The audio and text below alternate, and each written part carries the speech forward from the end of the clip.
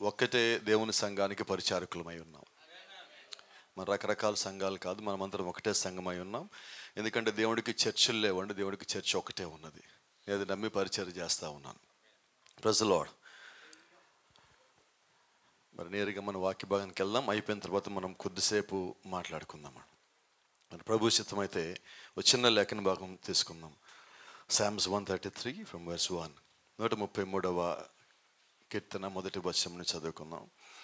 సహోదరుల ఐక్యత కలిగి నివసించుట ఎంత మేలు, ఎంత మనోహరము. అది తల మీద పోయబడి అహరోను గడ్డం మీదుగా కారి అది అంగీల అంచు వరకు దిగజారిన పరిమళ తైలం వలె ఉండును. Praise the lord.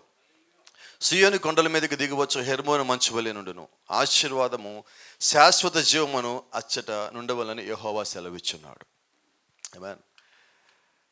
చదవబడిన వాక్యం ప్రభువుని దేవుడు దీవించి ఆయన మనతో సూటిగాను తేటగాను స్పష్టముగాను ప్రతి ఒక్కరికి అర్థమగు రీతిలో మాట్లాడను గాక.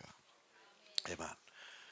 మొదటి సంగతి ఏంటంటే, ఇక్కడ గొప్ప సంగతి దేవుని యొక్క లేఖనంలో ఉన్నది. సహోదరులు ఐక్యత కలిగి నివసించుట ఎంత మేలు, ఎంత మనోహరము. ఇది దేవుని ప్రేరేపణ చేత రాయబడిన వాక్యము. బైబిల్లో ఉన్న ప్రతి లేఖన భాగం కూడా దేవుడు చేత ప్రేరేపించబడి రాయబడిన మాట. అంటే దేవుడు యొక్క మనసును తెలియజేయటం. వాస్తవంగా ప్రవక్త అంటే ఏంటంటే, దేవుడు యొక్క ఆలోచనల్ని మనకి మాటల రూపంలో తెలియజేసేవాడిని ప్రవక్త అంట. ఇక్కడ బైబిల్ మొత్తం దేవుడు మనతో మాట్లాడిన గ్రంథం.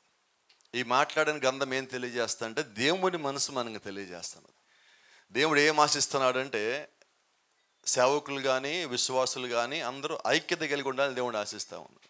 అంతేగాని దేవుడు ఎవరి మధ్యలో గొడవ పెట్టాలని, విభేదం తీసుకురావాలని దేవుడు ఎక్కడ కూడా ప్రయత్నం చేయాల. ఏదైనా గొడవ తీసుకొస్తే, విభేదంగా తీసుకొస్తే ఒకటే తేవాలి, వాక్యం కొరకు పోరాడే మనసే గొడవ తేవాలి. దానికి మించి ఇంకేది గొడవ తేవాలి. ఎందుకంటే యేసుక్రీస్తు ఒక మాట చెప్పాడు, నా నిమిత్తం మీ కుటుంబంలో ఇద్దరికి వ్యతిరేకంగా ముగ్గురు వ్యతిరేకంగా విడిపోతారని చెప్పాడు. అది వాక్యం నిమిత్తంగా. అంతేగాని ఇంకా వేరే దేని నిమిత్తం మనం విడిపోవడం దేవునికి ఇష్టం లేదు. కేవలం వాక్యం నిమిత్తమే. Praise the Lord. ఆమేన్. మరి ఒక చిన్న లేఖనం బాగా చదువుకున్న అపోస్తలుల కార్యములు 1వ అధ్యాయము 8వ వచనం. అయినను పరిశుద్ధాత్మ మీ మీదకి వచ్చినప్పుడు మీరు శక్తిని పొందెదరు కనుక మీరు యెరూషలేములోను యూదయ సమరయ దేశమంతటను భూదిగంతల వరకును నాకు సాక్షులై ఉందిరని వారితో చెప్పాను. Praise the lord.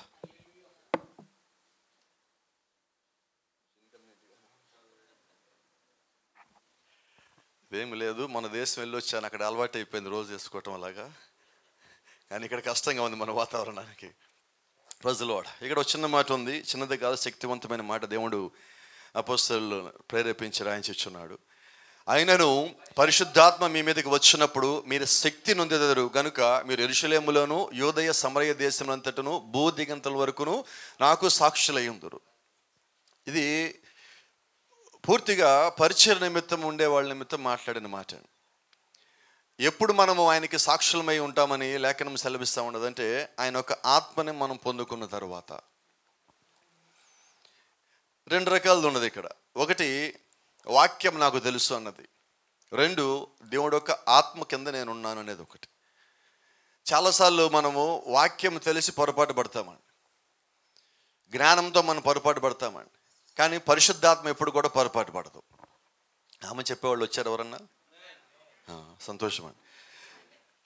ఎందుకంటే సంఘాల్లో మనం చెప్పము చాలాసార్లు. దానికి కూడా ఒక మాట ఉంది. కొన్ని చర్చెస్లో ఒక మాట ఉన్నది. ఎందుకంటే సంఘంలో కాముగా ఉండాలి, మౌనంగా ఉండాలి, ఏం మాట్లాడకూడదు, ఒక మాట కూడా ఉన్నది. అయితే నెహెమ్యా గ్రంథంలో 8వ అధ్యాయంలో ఒక మాట ఉన్నది. ఒకసారి చూద్దాం. నెహెమ్యా 8వ అధ్యాయము 5వ వచనం. అప్పుడు ఎజ్రా అందరికంటే ఎత్తుగా నిలబడి జనులందరూ చూస్తుండగా గ్రంథం విప్పగానే జనులందరూ నిలబడిరి. ఎజ్రా మహాదేవుడైన యెహోవాను స్తుతింపగా జనులందరూ తమ చేతులెత్తి ఆమేన్ ఆమేన్ అని పలుకుచు నేలకు ముఖములు వంచుకొని యెహోవాకు నమస్కరించిరి. ఇక్కడ జనులందరూ అని ఉన్నదండి. Everybody should say amen when we are praising the Lord. ప్రభువుని మనం స్తుతించినప్పుడు ప్రతి ఒక్కరూ కూడా దాన్ని అంగీకరించాలి. అదే అక్కడ లేఖనం సెలవిస్తా ఉంది. యేసుక్రీస్తు మంచి దేవుడు అంటే మనమందరం ఆమేన్ చెప్పవలసి ఉన్నాం. ఆయన గొప్ప దేవుడు అంటే, ఆయన మహిమ గల దేవుడు అంటే, ఆయన జీవం గల దేవుడు అంటే, ఆయన మాట్లాడే దేవుడు అంటే, ఆయన కృపనిచ్చే దేవుడు అంటే, ఆయన శక్తినిచ్చే దేవుడు అంటే, ఆయన బలమునిచ్చే దేవుడు అంటే, మరణాన్ని జయించిన దేవుడు అంటే, కృపనిచ్చే దేవుడు అంటే, సమాధిని జయించిన దేవుడు అంటే, నా కొరకు దిగి వచ్చిన దేవుడు అంటే, నా కొరకు రక్తం కాచిన దేవుడు అంటే, నా పాపాలు తీసేసిన దేవుడు అంటే, నాకు మారు మనసు ఇచ్చిన దేవుడు అంటే, నన్ను పిలిచిన దేవుడు అంటే. For every word you have to say amen at the end. ప్రతి దానికి కూడా మనం చివర ఆమెన్ అని చెప్పవలసి ఉన్నాం. ఇదేంటంటే ఇది ఎవరో నియంత్రించిన మాట కాదండి, ప్రభువు రాయించిన మాట. దానిని అంగీకరించాడు. అలా జరుగునుగాక అని మనం ఒప్పుకోవటం ద్వారా మనం దాన్ని తీసుకున్న వారు మొత్తం. అయితే కొద్దిమందికి ఒక అలవాటు ఉంది, మన సంఘంలో కానీ సేవకులు కానీ, మేము లోపల అనుకుంటున్నామండి అని. అయితే బైబిల్ అంటది, నీ హృదయం నిండితే మరి నోరు కూడా ఆమెను చెప్పాలి కదా. కొన్నిసార్లు మనం అంగీకరించిన ప్రతిదానికి నోరు కూడా పలకవలసి ఉన్నది. యేసుక్రీస్తుకు తెలుసు. ఒకసారి ఆ గుడ్డివాడు ఆయన దగ్గర తీసుకొచ్చాక ఆయన అంటున్నాడు, నీకేం కావాలని అడిగాడు. వాడికి ఏం కావాలి నీకు తెలియదండి, కానీ ఏమంటున్నాడు, నువ్వు అడగాలి, అడుగుడి మీకు ఇవ్వబడిని. నేను లోపల అనుకుంటున్నానంటే కదా, ఆయన అడగమంటున్నప్పుడు మనం అడగాల్సిందే. సేవకులు కూడా మనం అడిగి తీరాల్సిందే. కొన్నిసార్లు దేవుడు సేవకులను అడిగేలాగా చేస్తాడు, మనం అడగట్టలేదు కాబట్టి అడిగేలాగా చేస్తాడు. అయితే మన అవసరాలు దేవుడు తెలిసి నమ్ముతానన్నమాట. Praise the lord. అయితే మన దేవుడు ఎటువంటి దేవుడు అంటే, ఆయన మన కోరికలు తీర్చే దేవుడు కాదు, కానీ అవసరాలు తీర్చే దేవుడు. చాలా పెద్ద తేడా ఉంది కోరికలకి ఉన్న అవసరాలకి. మనం కోరుకుంటాం కొన్నిసార్లు, అవి దేవుడు తీర్చడు. మన అవసరం మాత్రం అడగకుండా దేవుడు ఇచ్చే దేవుడు అయి ఉన్నాడు. Praise the Lord. సరే, ఇక్కడ సంగతి ఏంటంటే, పరిశుద్ధాత్మను మనం కానీ పొందుకున్నట్లయితే నిశ్చయంగా ఆయనకి మనం భూదిగంతం వరకు సాక్షులమై ఉంటాం. మనం అంటే మనం కాదండి, మనలో ఉన్న పరిశుద్ధాత్మ మనకి సాక్షి అయి ఉంటుంది. ఆమేన్. అలాగే యోహాను సువార్త 14వ అధ్యాయంలో ఒక మాట ఉన్నది. ఆదరణకర్త 26వ వచనం. ఆదరణకర్త అనగా తండ్రి నా నామమున పంపబోవు పరిశుద్ధాత్మ. Praise the lord. సో ఇక్కడ ఒక చిన్న సంగతి ఉంది. పరిశుద్ధాత్మ అనేది పేరు కాదండి, మనం దాన్ని నమ్ముతున్నాం. తండ్రి అనేది ఎలాగ పేరు కాదో, కుమార్ అనేది పేరు కాదో, అలాగే పరిశుద్ధాత్మ అనేది కూడా పేరు కాదు. See Holy Spirit has a name. పరిశుద్ధాత్మ కూడా ఒక పేరు ఉన్నది. అందుకని యేసు స్పష్టంగా చెప్తున్నాడు, ఆదరణకర్త అనగా తండ్రి నా నామమున పంపబో పరిశుద్ధాత్మ. ఇప్పుడు పరిశుద్ధాత్మ ఏ పేరు ఉన్నది సార్? ఆదరణకర్త అంటే ప్రభువైన యేసుక్రీస్తు. పరిశుద్ధాత్మ అంటే ప్రభువైన యేసుక్రీస్తు. దీని గురించి మళ్ళీ యోహాను గారు 2వ పత్రికలో ఆయన స్పష్టంగా రాశారు. మొదటి పత్రిక 2వ అధ్యాయంలో. ఆదరణకర్త అంటే అక్కడ ఎవరైనా స్పష్టంగా చెప్తున్నాడు ఆయన. పరిశుద్ధాత్మ అంటే ఎవరైనా స్పష్టంగా చెప్తున్నాడు. ఉత్తరవాది అంటే ఎవరైనా స్పష్టంగా చెప్తున్నాడు. ఆయనకు ఒక పేరు ఉందంటున్నాడు. ఆయన పేరు ఎవరో రాయటం కాదు, కానీ యేసుక్రీస్తు చెప్తున్నాడు. యేసుక్రీస్తు చెప్పిన తర్వాత ఎవరైనా కూడా దాన్ని అంగీకరించాల్సిందే. దేవుడు ప్రవక్తలను ప్రేరేపించి రాయించాడు. రెండోది దేవుడే నేరుగా మాట్లాడాడు. ఇప్పుడు దేవుడు నేరుగా మాట్లాడుతున్నాడు 26వ వచనంలో. ఆదరణకర్త అనగా తండ్రి నా నామమున పంపబో పరిశుద్ధాత్మ. ఇప్పుడు దేవుడు మనల్ని ఏమి పొందుకోవాలని కోరుతున్నాడు అంటే, ఈ చివరి కాలంలో ఆయన ఆశిస్తుందల్లా ఒకటే, పరిశుద్ధాత్మను పొందుకోవటం. ఇప్పుడు చిన్న సంగతి మాట్లాడుకుందాం. ఈ పరిశుద్ధాత్మ మనం ఎక్కడ పొందుకోగలం? ఏ షాపింగ్ మాల్లో దొరుకుతుంది? ఏ బిల్డింగ్లో దొరుకుతుంది? ఏ పాస్టర్ గారి దగ్గర దొరుకుతుంది? ఏ చర్చ్లో దొరుకుతుంది? ఎక్కడా దొరకదండి. ఓన్లీ దేవుడి దగ్గర మాత్రమే దొరుకుతుంది.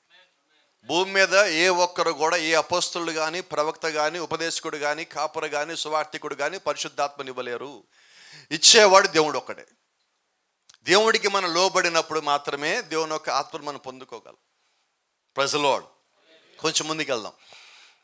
పరిశుద్ధాత్మ దేవుడు ఎందుకు పంపించాడు? ఈరోజు సేవకుల మీటింగ్లో మనం ఎందుకు మాట్లాడుకుంటున్నామంటే, ఆదరణకర్త అనగా తండ్రి నా నామమున పంపబో పరిశుద్ధాత్మ సమస్తమును మీకు బోధించి నేను మీతో చెప్పిన సంగతులన్నీ మీకు జ్ఞాపకం చేయను.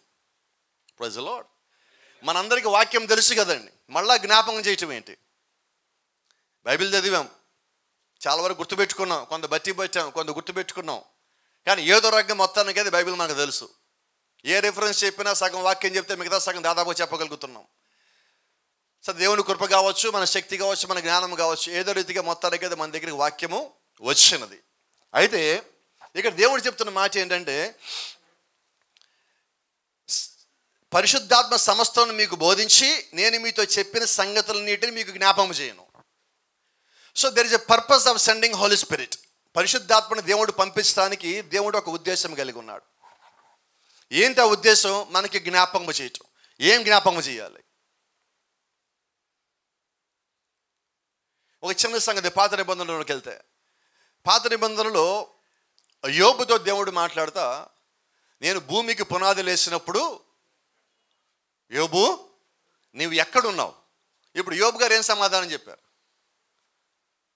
నాకు తెలియదు అన్నాడు.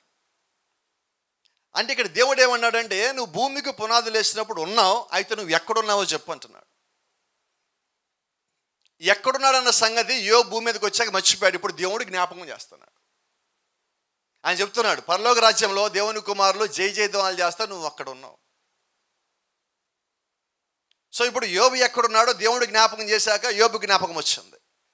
మరి ఈ కాలానికి దేవుడు ఏం చేశాడంటే, పరిశుద్ధాత్మను పంపించి ఆయన మనకి జ్ఞాపకం చేస్తున్నాడు. రెండో చిన్న సంగతి, సేవకులు కాకపోయినప్పటికీ ఆయన ఈ యొక్క ఉదాహరణ తీసుకుంటున్నా. సమరయ స్త్రీ ఉంది బైబిల్లో, మనకందరికి బాగా తెలుసు. ఆమెకి 5 భర్తలు ఉన్నారు. ఇప్పుడున్నాడు 6వ వాడు. ఆమె వ్యభిచారం చేస్తూ ఉన్నది, స్పష్టంగా మనకు తెలుస్తూ ఉన్నది. అయితే యేసుక్రీస్తు ఆమెతో మాట్లాడుతున్నప్పుడు ఆమె ఇంటా ఉండగా, నీకు 5 ఉన్నారు, ఇంతకుముందు ఇప్పుడున్నాడు 6వ వాడు అంటుంటే, ఆమె నన్ను ఈయన తిడుతున్నాడు ఏంటి, నన్ను తప్పుగా ఆలోచిస్తున్నాడు ఏంటి అని అనుకోలే. ఆమె చేసిన పని ఏంటంటే, నువ్వు ప్రవక్తవు కదా అంటుంది మొదటి మాట. ఆయన మళ్ళా చెప్తావు అంటే ఏమంటుంది, నువ్వు మెస్సేవి కదా అంటుంది. ఏంటి మెస్సే సూచన అంటే, సమరయులకి మెస్సే సూచన ఒకటి ఉన్నది. ఏంటి ఆ సూచన అంటే, వారు చేసిన పాపాన్ని వారికి జ్ఞాపకం చేయాలి. సమరస్యకి వాక్యం తెలీదా? మనందరికన్నా బాగా తెలిసింది. మరి ఎదురుగా వచ్చిన ప్రవక్త ఎవరో గుర్తుపట్టింది, ఎదురుగా వచ్చిన మెస్సేని గుర్తుపట్టింది. కైపా గుర్తుపట్టలేకపోయాడు, శాస్త్రులు గుర్తుపట్టలేకపోయారు, పరిశీలు గుర్తుపట్టలేకపోయారు, జ్ఞానులు గుర్తుపట్టలేకపోయారు. కానీ ఒక వేశ్య గుర్తుపట్టింది. కారణం ఏంటంటే ఆమెకు వాక్యం తెలుసు. మరి వాక్యం తెలిసి వ్యభిచారాలు ఎందుకున్నది? వారికి ఇవ్వబడిన సూచన నెరవేరాలంటే వారు ఆ స్థితిలో ఉండవలసి ఉన్నారు. కాబట్టి దేవుడు వచ్చి ఏం చేస్తాడంటే, ఆమెకి జ్ఞాపకం చేస్తాడు ఆమె ఎవరో, ఆమె చేసిన పాపం ఏంటో. పరిశుద్ధాత్మ ఎందుకు ఇవ్వబడిందంటే, ఈరోజు మనం కూడా పైనుంచి వచ్చున్నాం. అపోస్తలుడైన పౌలు ఎఫెసీయులకు రాసిన పత్రిక 1:6 ప్రకారంగా, జగత్ పునాది కన్నా ముందుగా దేవుడు ప్రేమ చేత మనందరం క్రీస్తులో ఏర్పరచుకోలేను. జరిగిపోయినది, కానీ ఇప్పుడు జరగవలసి ఉన్నది. గొర్రెపిల్ల ఎప్పుడు వధించబడిందంటే లేఖనం సెలవిస్తా ఉంది, జగత్ పునాది కన్నా ముందుగా వధించబడిందని. అయితే అది జరగటానికి భూమి మీదకి వచ్చిన తర్వాత 4000 సంవత్సరాలు వచ్చింది. జరిగిపోయినది ఉనికిలో జరగటానికి, మన కళ్ళ ముందుకు వచ్చి జరగటానికి దేవుడు కాలం తీసుకున్నాడు. అలాగే ఇప్పుడు మనం జీవించే ఈ కాలానికి మనం ఎక్కడి వారమో జ్ఞాపకం చేయటానికే దేవుడు మన కొరకు పరిశుద్ధాత్మ విడిచిపెట్టాడు. So there is a purpose for Holy Spirit. పరిశుద్ధాత్మ మన కొరకు పంపడానికి దేవుడికి ఒక ఉద్దేశం ఉన్నది. ఒక్కసారి ఆ ఉద్దేశం ఏంటో చూద్దాం. 2వ అధ్యాయం అపోస్తలుల కార్యం అక్కడికి మాట్లాడినది. పెంతెకొస్తు పండుగ దినం వచ్చినప్పుడు అందరూ కలిసి ఒక చోట కూడి ఉండరు. అప్పుడు వేగంగా వీచు బలమైన గాలి వంటి ఒక ధ్వని ఆకాశం నుండి అకస్మాత్తుగా వారు కూర్చుండిన ఇల్లంతయు నిండెను. మరియు అగ్ని జ్వాలల వంటి నాలుకలుగా విభాగింపబడినట్టుగా వారికి కనబడి వారిలో ఒక్కొక్కరి మీద వాలగా. Praise the Lord. ఇక్కడ గమనించినట్లయితే దేవుడు వాళ్ళని వెయిట్ చేయమని చెప్పాడు. వెయిట్ చేయమని చెప్పిన రీతిగా దేవుడు వారి కొరకు పరిశుద్ధాత్మ పంపించడం జరిగినది. అయితే పంపించడానికి దేవుడికి ఒక విధానం ఉంది. ఆయన ఆ విధానంలోనే పంపించున్నాడు. పరిశుద్ధాత్మని పొందుకున్న వ్యక్తి ఎప్పుడు కూడా నేను పరిశుద్ధాత్మను పొందుకున్నానని చెప్పడు. ఆ వ్యక్తిని చూసి పొందుకున్నా లేదో మనకు తెలుస్తుంది. ఎందుకంటే ఆ వ్యక్తి యొక్క జీవితం పూర్తిగా మారి ఉంటుంది. కొన్నిసార్లు మనం చర్చిలో కేకలు పెడతాం, విశ్వాసులు కేకలు పెడతారు. ప్రతి వాళ్ళు ఏమైనా గట్టిగా చప్పలు కూడా అరిచి వాళ్ళు అంటారు మేము పరిశుద్ధాత్మను పొందుకున్నామంటారు. నేను సినిమా ఇండస్ట్రీలో పనిచేసి వచ్చా 17 సంవత్సరాలు. ఒకసారి ఒక స్టోరీ డిస్కషన్లో గీతార్చికి వెళ్ళినప్పుడు అక్కడ చిరంజీవి గారు అక్కడ ఉన్నారు. మా స్నేహితుడు కూడా అక్కడికి వచ్చారు. మాకు ఒక్క ఫోటో తీయించంటే సరే రమ్మని లోపల తీసుకెళ్ళి వాళ్ళతో ఫోటో తీయించా. ఆయన మీదలాగా చెయ్యగానే పెద్దగా అరిచి కేకేసి పడిపోయారు. ఇప్పుడు మరి చిరంజీవి దగ్గర పరిశుద్ధాత్మ లేదే.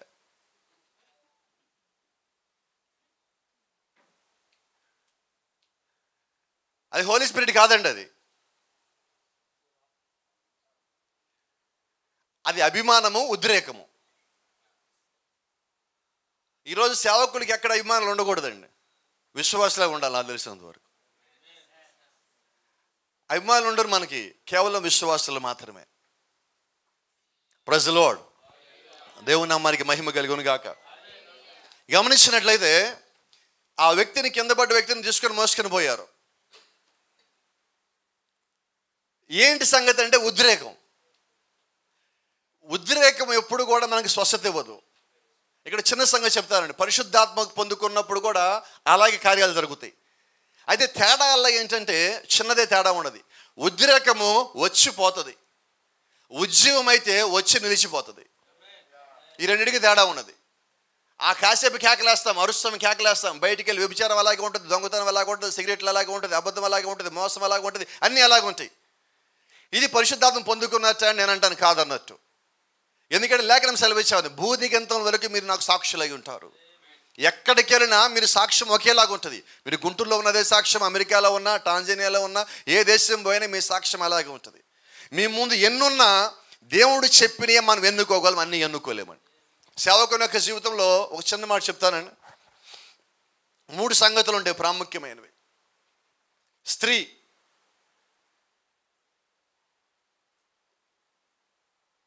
సిరి, జ్ఞాపకం ఉందనుకుంటాను, ఇలా మనం డబ్బు, స్త్రీ, పేరు ప్రఖ్యాతులు. ఈ మూడిట్లో పడని సేవకుడు లేడు. క్షమించండి, మీరు కాదు, నేను కాదు, ప్రపంచంలో ఎవడైనా పడాల్సిందే. అయితే నిజమైన సేవకుడు దాన్ని దాటి బయటకు వస్తాడు. పరిచయంలోకి వచ్చాక జరిగిందా, ముందు జరిగిందా, చివరి జరిగిందా పక్కన పెడితే ఈ మూడిట్లో పడాలా, దాంట్లోంచి బయటికి రావాలా. ఒకటి తెప్పించుకుంటాం, 2 తెప్పించుకుంటాం, ఖచ్చితంగా ఎక్కడో ఒక్కో దాంట్లో పడి తీరాల్సిందే. దేవుడు సహాయం చేస్తే తప్ప మన దాంట్లోంచి బయటికి రాలి. దాంట్లోంచి బయటికి రావాలంటే మనకు కావాల్సింది పరిశుద్ధాత్మ. అంత గొప్ప దావీదు దేనికి పడిపోయాడు? దేవుడు హృదయానుసారుడు, అభిషేకం పొందుకున్నవాడు, సమూయేలు ప్రవక్తకు అభిషేకం ఇచ్చినవాడు. అలాంటి వాడు ఎక్కడ పడిపోయాడు? స్త్రీకి పడిపోయాడు. సొలొమోను ఎక్కడ పడిపోయాడు? స్త్రీకి పడిపోయాడు. సౌలు ఎక్కడ పడిపోయాడు? పేరు ప్రఖ్యాతులు పడిపోయాడు. కోరహ ఎక్కడ పడిపోయాడు? పేరు ప్రఖ్యాతులు పడిపోయాడు. బిలాం ఎక్కడ పడిపోయాడు? యోధా ఎక్కడ పడిపోయాడు? డబ్బుకు పడిపోయాడు. వీళ్ళందరూ కూడా పిలువబడ్డోళ్ళండి. దాంట్లో ప్రవక్తలు ఉన్నారు, గొప్పలు ఉన్నారు, రాజులు ఉన్నారు. ఎక్కడో ఒక చోట మనం పడాల్సిందే, అక్కడి నుంచి బయటికి రావాల్సిందే. అలా రావటం కొరకే దేవుడు మనకిచ్చింది పరిశుద్ధాత్మ. సో ఇది విశ్వాసి పొందుకునే దానికన్నా కూడా సేవకుడు మొదటగా పొందుకోవచ్చు అని నేను నమ్ముతాను. Every minister must have a back side decent experience in their personal life. ప్రతి ఒక్క విశ్వాసి కూడా ఆ ఎడారిలో మోషే ఎలాగైతే అగ్నిస్తంభం యొక్క అనుభవాన్ని కలిగి ఉన్నాడో మనము కూడా అది కలిగి ఉండవలసిందే. ఒకసారి కాదండి, మనం ఒకసారి అంటూ ఉంటాం. జనరల్గా మన సంఘంలో విశ్వాసాలు చెప్తా ఉంటారు, 31st నైట్ అండి మాకు పెద్ద మీటింగ్ జరిగిందండి, మంచి ప్రసంగం జరిగింది, గొప్ప ఉద్యోగం వచ్చింది, పరిశుద్ధాత్మను పొందుకున్నామండి. కేవలం డిసెంబర్ 31 తారీఖు రాత్రి పరిశుద్ధాత్మను పొందుకుంటే అది సంవత్సరం మొత్తం పనిచేయదు. ప్రతిరోజు పొందుకోవాలా, ప్రతి గడియ పొందుకోవాలి. మనం తప్పు చేయడానికి అవకాశం ఉన్నప్పుడు, పాపం చేయడానికి అవకాశం ఉన్నప్పుడు, అప్పుడు మనకు పరిశుద్ధాత్మ మరీ ఎక్కువగా అవసరం. దాంట్లోంచి బయటికి రావటానికి, దాంట్లో పడనీయకుండా ఉండటానికి. దేవుని కృప చాలా రకాలుగా ఉంది. నాకు తెలిసి 2 రకాలని చెప్తాను. మనం పడిపోతే పైకి లేపేది కృప. రెండో కృప ఏంటంటే పడిపోకుండా ఆపేది కృప. మన సేవకులకు ఏ స్థితిలో ఉన్నామన్నది ఇతరులు మనకు చెప్పడం కాదు, కానీ ఒక్కసారి మనల్ని మనం పరిశీలన చేసుకుంటే, మనం చేసే పరిచర్య, మనం జీవించే జీవితము, మనం బోధించేది, ఆ తర్వాత మనం జీవించేది, ఇవన్నీ మన ముందు పెట్టుకుని మనం కానీ ఒకసారి పరిశీలన చేసుకున్నట్లయితే మనము దేవునికి ఆత్మ కలిగి ఉన్నామా లేదా తెలిసిపోతుంది. ఒకవేళ లేదా ఇప్పుడే మనం పొందుకోవస్తున్నాం, ఉన్నామా దాన్నే బలంగా పెట్టుకొని ముందుకు పోవాలి. ఈ రెండిట్లో ఏదో ఒక స్థితిలో మనం ఉంటామండి. ఈ 2 కాక 3వ స్థితి అన్నది లేదు. ఇక్కడ ఆశ్చర్యమైన సంగతి ఏంటంటే 3.5 సంవత్సరాలు వీళ్ళు యేసుక్రీస్తుతో పాటు కలిసి పరిచర్య చేశారు. ఇప్పుడు ఈ సంవత్సరం అనుకుంటాం మన రాష్ట్రంలో డిగ్రీ 4 ఏళ్ళు చేశారు, కానీ యేసుక్రీస్తు వాళ్ళందరికీ 4 ఏళ్ళు డిగ్రీ ఇచ్చాడండి. 10 సంవత్సరం 45 రోజులు సెలవులు ఉంటాయి. ఆ 40 రోజులు సెలవులు తీసేస్తే 6 నెలలు పోతాయి. 4 ఏళ్ళు డిగ్రీలు 6 నెలలు పోతే 3.5 సంవత్సరాలు. యేసుక్రీస్తుతో పాటు వాళ్ళు మొత్తం కలిసి చేసిన పరిచర్య కాలము 3.5 సంవత్సరాలు. మీరు గమనిస్తే అపోస్తలుడైన పౌలు కూడా తర్వాత అరేబియా సముద్రం దగ్గరికి వెళ్ళి 3.5 సంవత్సరాలు ఉన్నాడు. ఆయన కూడా డిగ్రీ చేస్తున్నాడు. అయితే ఇక్కడ ఆశ్చర్యమైన సంగతి ఏంటంటే వాళ్ళు యేసుక్రీస్తుతో పాటు 4 సంవత్సరాలు లేదా 3.5 సంవత్సరాల పాటు పూర్తిగా పరిచర్య చేసిన తర్వాత ఆయన ఏం చెప్పాడంటే మేడగదిలో ఉండి మీరు శక్తిని పొందుకోండి అంటే అప్పటికి వీళ్ళు శక్తిని పొందుకున్నట్టా లేనట్టా? మరి శక్తిని పొందుకోకుండా అద్భుతాలు చేశారు, ఆశ్చర్యకాలు చేశారు, దెయ్యాలలో కొట్టారు, డాన్స్లు వేసుకుంటూ ఆయన దగ్గరికి వచ్చారు. కాబట్టి కోపపడ మాకండి. ఇప్పుడు ఒక మాట చెప్తా ఉన్నాను, ఎందుకంటే నేను కూడా మీతో పాటు ఒకటి అందుకని చెప్తున్నా. ఏంటి సంగతి అంటే, అద్భుత కార్యాలన్నీ పరిశుద్ధాత్మ లేకుండా కూడా జరుగుతాయి. వరములు అనేవి, పిలుపులు అనేవి మారు మనసు లేకుండా కూడా ఉంటాయి. దీనికి ఒక చిన్న ఉదాహరణ చెప్తాను బైబిల్లోంచి. సౌలు యొక్క చివరి దినం మన జ్ఞాపకం ఉన్నదా? సౌలు ఎక్కడికి వెళ్ళారంటే ఎండోర్ మంత్రగతి దగ్గరికి వెళ్ళాడు. వెళ్ళేమడిగాడంటే, నేను ఒక వ్యక్తిని కలుసుకోవాలి, ఆ వ్యక్తిని పిలువమన్నాడు. ఇట్లాంటి పనులన్నీ మానేసావు, మమ్మల్ని మానేయమన్నాడు సౌలు గారు అన్నాడు. సౌలు మారు వేషం వేసుకుని వచ్చాడు అక్కడికి. నాకు కావాల్సింది పిలవాల్సిందే అన్నాడు. ఆమె పిలిచింది. ఎవరిని పిలిచిందంటే సమూయేలు ప్రవక్తను బయటికి పిలిచింది. అప్పుడు సమూయేలు చనిపోయి సుమారుగా 4 సంవత్సరాలు అవుతుంది. మరి ఇప్పుడు ఎండోర్ మంత్రగతి ఏం మారు మనసు ఉంది, ఏం పరిశుద్ధాత్మ ఉంది? చనిపోయిన వ్యక్తిని పిలిచింది. అంటే ఇవన్నీ ఏంటంటే మారు మనసు లేకుండా కూడా కొన్ని ఉన్నాయి. వాటిని బట్టి మనం చూసుకొని ఇది పరిశుద్ధాత్మ కదా అనుకోవద్దు. పరిశుద్ధాత్మ ఎప్పుడు ఎలాగ ఉంటుందంటే వాక్యానుసారంగా ఉంటుంది. వాక్యానుసారంగా లేనిది ఎంత గొప్పదైనా కూడా అది పరిశుద్ధాత్మగానే కాదు. ఎప్పుడు కూడా పరిశుద్ధాత్మ కలిగిన వ్యక్తి కన్నా వాక్యాన్ని ఎక్కువ గౌరవిస్తాడు, వాక్యాన్ని ఎక్కువ ప్రేమిస్తాడు, వాక్యానికి ఎక్కువ లోబడతాడు. మన దేవుడికి ఎంత లోబడితే దేవుడు మన సేవను అంతగా పెంచుతాడు. వ్యక్తులు మన సేవను పెంచలేరండి. పరిశుద్ధాత్మ శక్తే మన సేవను పెంచాలి. ఎందుకంటే దేవుడు మనల్ని ఎన్నుకున్నాడు. నేను ఒక మాట నమ్ముతా, తల్లి గర్భంలో ఉండగానే దేవుడు ప్రతి సేవకుని ఎన్నుకున్నాడు. ఆ ఎన్నుకున్న సేవకుడికి పరిచయం ఇచ్చే బాధ్యత దేవుడిది. ఐగుప్తుకు ఒకసారి వెళ్తే ఐగుప్తులో దేవుని సంఘం ఉన్నది. అయితే దేవుడు ఐగుప్తుకు పోలేదండి, ఇథియోపియా వెళ్ళాడు. ఎందుకంటే సేవకుడు అక్కడ ఉన్నాడు. సేవ కావాల్సిందే ఐగుప్తులో, కానీ సేవకుడు ఉన్నది ఇథియోపియాలో. దేవుడు ఎక్కడికి వెళ్ళాడంటే ఇథియోపియా వెళ్ళి మోషేతో మాట్లాడి, నేను నీకు సంఘం ఇస్తాను, నీకు పరిచర్యలు ఇస్తాను వెళ్ళంటున్నాడు. ఇప్పుడు ఈ పరిచర్య ఎవరిదంటే అది మోషే పరిచర్య కానే కాదండి, దేవుని పరిచర్య. అలాగే ఈరోజు ఈ లోకమైన ఐగుప్తులో నుంచి మనమందరం కూడా దేవుడి వైపు నడిపిస్తున్నాం. అందరినీ దేవుని యొక్క వాక్యం అనే కణాన్ని వైపు నడిపిస్తున్నాం. ఇప్పుడు కూడా మనకున్న పరిచర్య అంతా కూడా మన పరిచర్య కానే కాదు, ఇది దేవుడి యొక్క పరిచర్య అయినది. లేఖనం సెలవిస్తూ ఉంది. మత్తయి సువార్త 16వ అధ్యాయంలో దేవుడు చెప్తా ఉన్నాడు, I will build my church on this rock. నేను నా సంఘమును కట్టుదును. We are not building church today, but God is building his own church. మనం సంఘాన్ని కట్టట్లేదండి, దేవుడు ఆయన సంఘాన్ని కడుతున్నాడు. ఇప్పుడు మనము సంఘంలో కట్టనప్పుడు మన సేవకుడిగా పిలిపి, ఎందుకంటే దేవుడు మనల్ని ఇక్కడ కాపలా పెట్టాడు అంతే. ఏదేన్లో తూర్పు దిక్కున ఒక తోట వేసి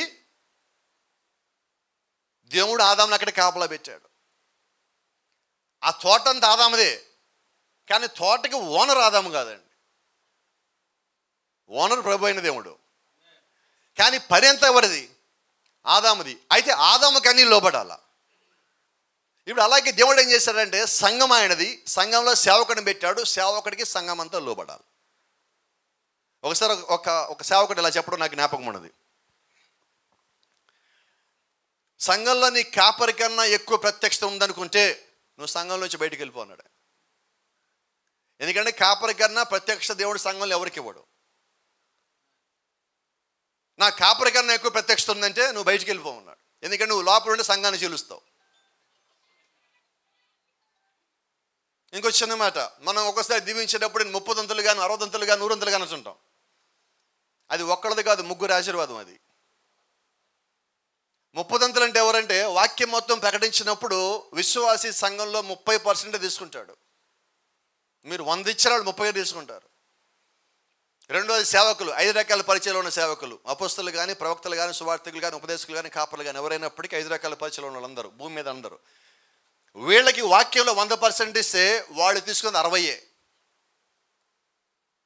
మరి 100 ఎవరు? కేవలం దేవుని ప్రవక్తలు మాత్రమే. ఆమోసు 3:7 ప్రకారంగా కేవలం దేవుని ప్రవక్తలు మాత్రమే. ఆమోసు 3:7 రాసిన ప్రకారంగా దేవుడు తన దాసుని ప్రవక్తలకు తెలియజేయకుండా తను సంకల్పించింది ఏదియో చెయ్యడు. అంటే మొట్టమొదటిగా దేవుడు వారికి ఇవ్వాలా, ఆ తర్వాత నుంచే మన దగ్గరికి రావాలా. అందుకని బైబిల్ మొత్తం దాని మీద కట్టబడి దాని మీద రాయబడింది. పాత నిబంధనలో ప్రవక్తలు రాశారు, కొత్త నిబంధన అపోస్తలు రాశారు. ఈరోజు మన బైబిల్ మొత్తం అదే.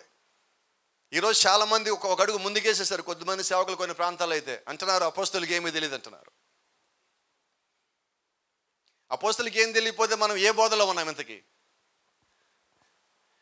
ప్రవక్తలు, అపోస్తలు వేసిన పునాది మీద ఉన్నాం. మరి వాళ్ళే తెలియదంటే నీకు పునాది లేదని. మరి పునాది లేకుండా పరిచర్య ఎలాగుంటుంది? కాబట్టి మనం ఎంతసేపటికి కూడా వాక్యాన్ని ముందు పెట్టుకుని నడవాలని, దాన్ని దాటి మనం పక్కకి వెళ్ళామని మనకు పునాది లేకుండా పోయినట్టే. పునాది లేని పరిచర్య దేవుని పరిచర్య కాదు, పునాది లేని సంఘం దేవుని సంఘమే కాదు. కొంచెం ముందుకెళ్తా ఉన్నా. ఒక 2 సంఘాల గురించి మాట్లాడుకుందాం. What kind of a church that we are building today? ఈరోజు మనం ఎటువంటి సంఘమును కడతా ఉన్నాము? What kind of a church that God wants? దేవుడికి ఎటువంటి సంఘం కావాలి? మనం ఎలాంటి చర్చి కడుతున్నాము, దేవుడికి ఎలాంటి సంఘం కావాలి? ఒకసారి చూసినట్లయితే బైబిల్లో మొట్టమొదటి చర్చ్ ఉన్నది ఒక చోట. ఫస్ట్ చర్చ్ ఇది భూమి మీద. ఎక్కడ కట్టారు? ఏదేను తోట తూర్పు గుమ్మం బయట కట్టారు. ఇది ఎందుకు తూర్పు గుమ్మం బయట కట్టారంటే అక్కడ ఖడ్గజోల కాపలా ఉండేది, లోపల పోవడానికి వీలు లేదు. ఆదాము చెప్పాడు, ఇదిగో ఇక్కడి నుంచి మేము బయటకు వచ్చాము, మేము లోపల రాకుండా ఖడ్గజోల కాపలా పెట్టారు. మీరు గమనించినట్లయితే అక్కడున్న అగ్నిస్తంభమే మేడగదిలోకి వచ్చిన అగ్నిస్తంభమై ఉన్నది. అదే అగ్నిస్తంభం పౌలు దగ్గరికి వచ్చింది. అదే అగ్నిస్తంభం మోషే వెనకాల వచ్చింది. అదే అగ్నిస్తంభము ప్రతి కాలంలో ఆయన యొక్క విశ్వాసుల వెనకాల, సేవకుల వెనకాల వెళ్తానే ఉండదు. The same pillar of fire. అయితే వీళ్ళు ఎక్కడ అగ్నిస్తంభం చూసారో అక్కడ ఎంబడే చర్చి కట్టారు. ఎవరు కట్టారు? 2 కట్టారు, 2 చర్చిలు కట్టారు. ఆశ్చర్యమైన సంగతి ఏంటంటే 2 మాకు దేవుడి పిలుపు ఉంది అంటున్నారు. ఎట్లాగా? నాకు ఒక చిన్న బాధాకరమైంది ఉంది. ఈరోజు నేను పంచుకుంటాను మీతో. నన్ను ఎవరు ఏమనుకోరనుకుంటున్నాను. దేవుడు అందరినీ పిలిచాడు, నేను నమ్ముతా పరిచర్యకి. అయితే ఏ పరిచర్య చేయమని దేవుడు మనల్ని పిలిచాడు? ఇది ఈరోజు పెద్ద సమస్య అయిపోయింది. అందరం సేవకులమే. అయితే ఏ సేవకుడివి? 5 రకాల పరిచర్యలు దేవుడు ఇచ్చింది. దీంట్లో నీ పిలుపు ఏమై ఉన్నది? అపోస్తలువా, ప్రవక్తవా, సువార్థికుడువా, ఉపదేశకుడువా, కాపరివా? ఏంటి నీ పరిచర్య? ఇది తెలియకుండా ఈరోజు మనం చాలామంది సేవ చేస్తున్నాం. ఎందుకు మనం ఒక మాట వాడుతున్నామో చెప్పండి. ఎందుకు చెప్పాల్సి వచ్చిందంటే చాలామంది అంటారు ఏంటంటే, మా పరిచర్య ఎదగట్లేదండి, మా పరిచర్య పెరగట్లేదండి, విశ్వాసాలు రావట్లేదండి, మా సంఘం ఎదగట్లేదండి, మాకు సహాయం చేస్తారా? ఇక్కడే కాదు, మన ఆంధ్రానే కాదు, బయట రాష్ట్రాలకు వెళ్ళినా, బయట దేశాలకు వెళ్ళినా, ప్రపంచం మొత్తం ఈ ఆత్మ ఉన్నది. కోపడు మాకు మేము విమర్శించాలంటల్లా. అయితే ఈరోజు సరి చేసుకోవడానికి ఒక అవకాశం మన ముందు ఉన్నది. అసలు దేవుడు నిన్ను పరిచర్యకి పిలిస్తే నువ్వు ఏ ఒక్కడి దగ్గర కూడా మా పరిచర్య చిన్నది అని చెప్పవు. The very first thing. ఎందుకంటే నా దేవుడు ఎప్పుడు చిన్న సంగతులు చేయడు. పెద్ద పెద్ద కార్యాలు చేసేవాడు నా దేవుడిని ప్రభువైన యేసుక్రీస్తు. మరి చిన్న సంఘం అంటామని నువ్వు అవమానిస్తుంది ఎవరిని? యేసుక్రీస్తు సంఘం ఎంతమంది చెప్పండి సార్? కొంచెం 12 మంది. మరి 12 మంది కన్నా మన పెద్దవి కదా సంఘాలు. ఇప్పుడు మనది ఏ సంఘం చెప్పండి సార్? కొంచెం సంతోషంగా చెప్పండి, బలంగా, సంతోషంగా, ఉత్సాహంగా, ఉద్యోగంగా చెప్పండి. పెద్ద సంఘమేనా? ఇప్పుడు ఈ పెద్ద సంఘం మనం చేయాల్సిన పని ఏంటంటే, ఇంకొక మాట చెప్పాడు. ఒకసారి ఒక సేవకుడు చెప్పాడు, అమెరికా నుంచి ఆయన మాట్లాడటం నాకు జ్ఞాపకం ఉన్నది. ఆయన అంటాడు, భూమి మీద 2 విశ్వాసులు ఉన్న సేవకుడు అమెరికా ప్రెసిడెంట్ కన్నా పెద్దోడు అన్నాడు. ఏంటి సార్? 2 విశ్వాసులు ఉన్న సేవకుడు అమెరికా ప్రెసిడెంట్ కన్నా పెద్దోడా? 100%. ఎట్లాగంటే అమెరికా ప్రెసిడెంట్ భూమి మీదే, మనం పరలోకం యొక్క దేవునికి భూమి మీద ప్రతినిధులం. మరి ఎవరు పెద్దోడు? కోపం రాధకి ఇప్పుడు ఒక మాట చెప్తాను. ఎవరు చెప్పట్లేదు, కోపం రాధని చెప్పట్లేదు ఎవరు నాతో? చెప్పండి కొంచెం నాకు, ఎందుకంటే మీరు కొత్త, నాకు పరిచయం ఉండే పర్వాలా. నాకు ఇక్కడ వాళ్ళు అయితే వీళ్ళు మొత్తం తెలిసిన వాళ్ళు కాబట్టి పర్వాలేదు, చెప్పేయగలను. అందుకని మధ్య మధ్య తిరిగి చెప్తున్నాను ప్రసంగం. ఎందుకన్నానంటే, బలిపీఠం దగ్గరికి వచ్చేటప్పుడు అమెరికా ప్రెసిడెంట్ కన్నా మనం పెద్ద ఉద్యోగంలో ఉన్నాం కదా, మనం బలిపీఠం దగ్గరికి వచ్చేటప్పుడు శుభ్రంగా రావాలా వద్దా? ఎందుకని? అమెరికా ప్రెసిడెంట్ ఉద్యోగానికి ఎలాగెళ్తాడు? ఒక కలెక్టర్ ఎలాగెళ్తాడు? ఎందుకు పనికిరాని రాజకీయ నాయకులు కూడా శుభ్రంగా తయారై బయటకు వస్తారండి. అవునా? మన సేవకులు ఏంటి ఎలాగ రావాలి? ఇప్పుడు మన మాట ఎంత నీట్గా ఉండదో మన వస్త్రాలు కూడా అంతే నీట్గా ఉండాలి.